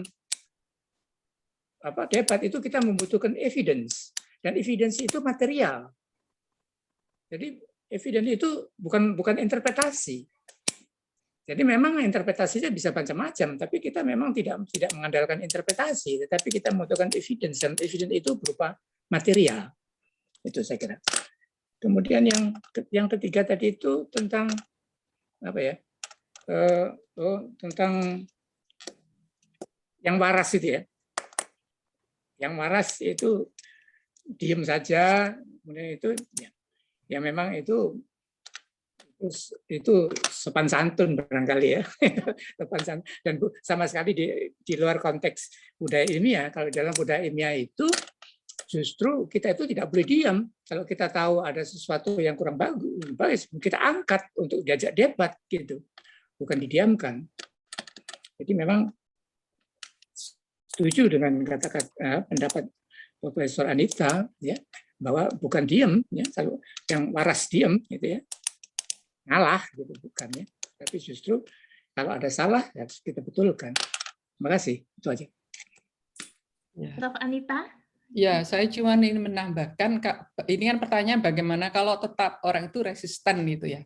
Ya, saya kira kalau itu menyangkut kebijakan publik gitu ya, yang sangat berpengaruh terhadap kemaslahatan orang banyak, yaitu harus diangkat ke arena debat publik gitu. Karena itu sangat mempengaruhi sekali. Tapi kan kita harus pick your fight ya, memilih isu pertempuran kita gitu loh. Misalnya aja ya yang paling penting saat ini misalnya soal vaksinasi gitu ya. Atau bahkan yang mulai muncul ya, vaksinasi ketiga untuk nakes, itu silakan diperdebatkan di arena publik gitu loh. Itu sesuatu yang penting menurut saya. Tapi ada hal yang lain, misalnya saya mendengarkan entah talk show atau klip gitu ya, sama-sama dokter ortopedi mengatakan, oh ada yang ngomong matahari yang paling sehat jam 12 siang, ada yang mengatakan 7 sampai 9. Ya, itu bukan bidang saya nggak sempat menelusuri mana yang lebih benar gitu ya. Ya itu mungkin untuk saat ini tidak perlu dimasukkan, itu biar pribadi masing-masing. Yang mau jemur jam 7 ya silakan, yang mau jemur jam 12 lebih percaya yang mana ya silakan gitu. Tapi itu kan tidak menyangkut kemaslahatan orang banyak. Tapi soal vaksinasi ini kan menyangkut kemaslahatan orang banyak. Itu ketika ada yang mendebat yang tidak sama gitu pandangnya, yaitu yang harus diangkat ke ruang publik gitu. Sebelum itu menjadi suatu kebijakan publik yang sangat mempengaruhi kesejahteraan orang banyak itu. Mungkin begitu ya. Baik, terima kasih Prof. Anita. Ini masih ada 3 menit, mungkin Pak Harli mau menambahkan tadi yang sempat dulu. Dokter Prof. Herku yang angkat tangan lagi, Prof. Herku. Oh, ya. Atau Prof. Herku saja. Singkat saja. Oke. Ya.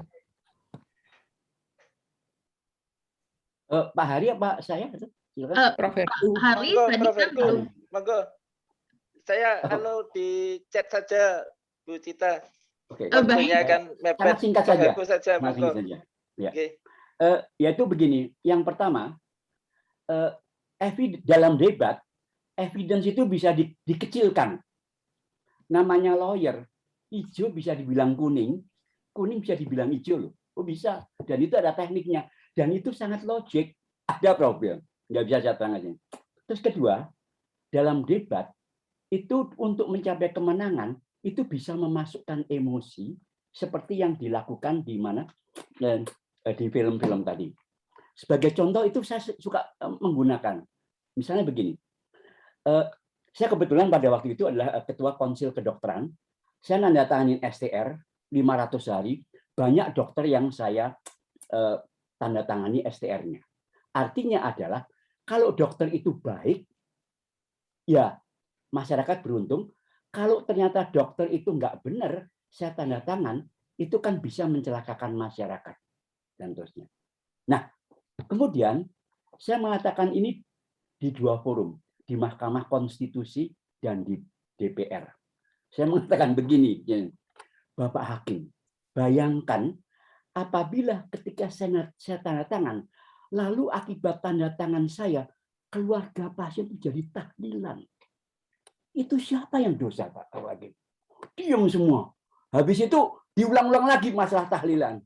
Kedua, di DPR, saya mengatakan dia. Para anggota Dewan kali.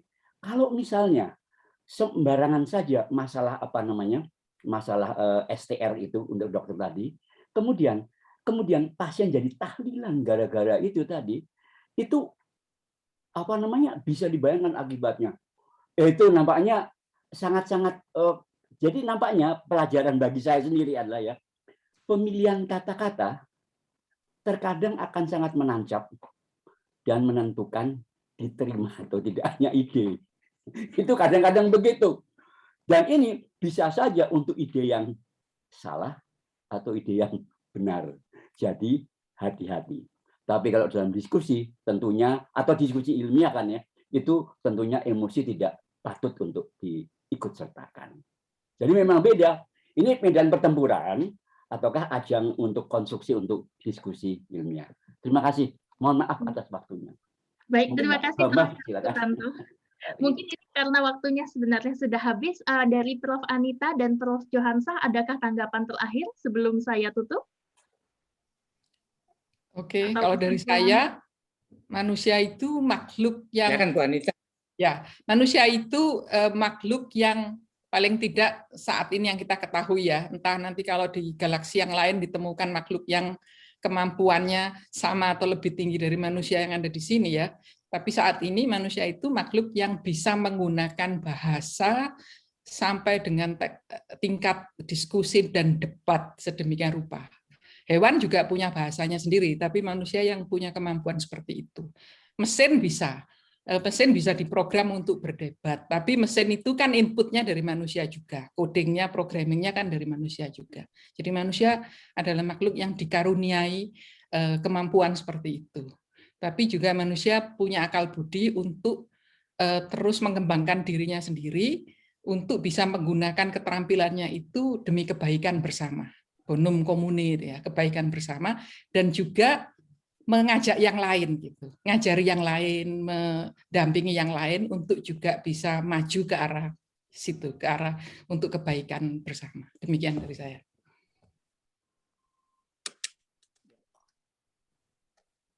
Baik, Prof. Jo, ada yang mau ditanggapi sebelum saya tutup?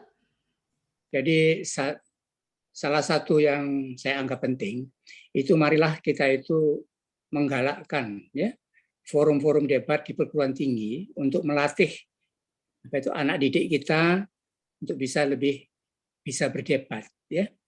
Untuk ada hal-hal yang kontroversial itu menjadi bahan yang bagus untuk didebatkan, bukan untuk didemokan.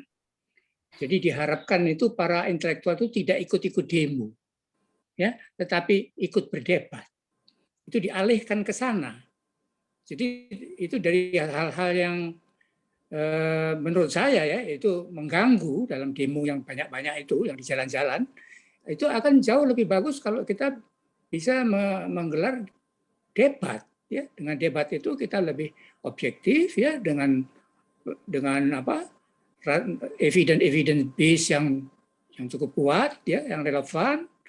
Jadi itu hendaknya digalakkan untuk hari depan bangsa ini, menurut saya begitu. Terima kasih.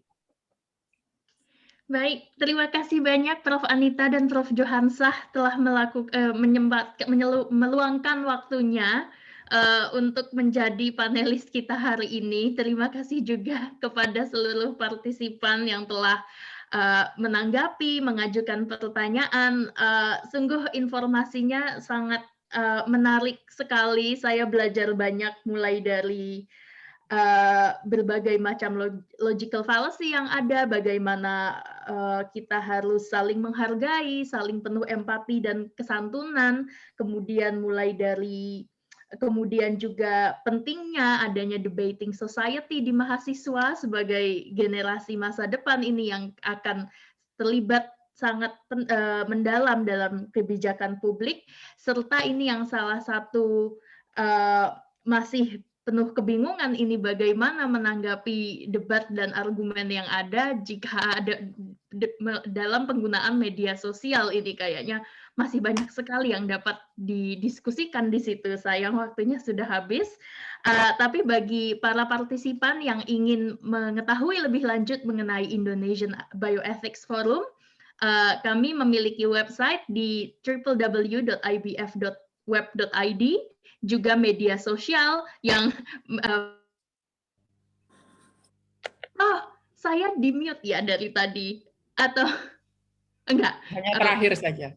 Oke, ya kami juga memiliki media sosial, ini semuanya tapi penuh kesantunan, ini di Facebook, Twitter, LinkedIn, bebas promosi dan bebas tidak ada konflik of interest dari pihak manapun. Ya, saya harap ini ya acara hari ini sangat membawa manfaat bagi semua orang dan saya tunggu kedepannya di acara-acara IBF yang selanjutnya. Begitu. Terima kasih banyak. Terima kasih semua. Terima kasih, selamat malam semuanya. Terima kasih semuanya. Terima kasih, selamat malam semuanya. Kita Prof. Jo, matur nuwun, selamat malam. Terima kasih Bu Cita, Prof. Jo, Prof. Anita. Ya, selamat malam. Mbak Cita juga, selamat siang. Semoga sehat, jaga kesehatan. Ya. Mungkin ini untuk Prof. Anita dan Prof. Johansah ini Pak Hari sudah langsung klarifikasi pertanyaan di chat Indonesian Bioethics Forum. Oh ya. Oh, pertanyaannya ditulis di situ juga. Iya. Oke. Klarifikasi. Oke, baik. Baik, terima kasih semuanya, semoga bermanfaat. Baik. Terima kasih semuanya. Terima kasih Pak Peter. Terima kasih Prof. Maramis. Semoga sehat ya Prof. Terima kasih.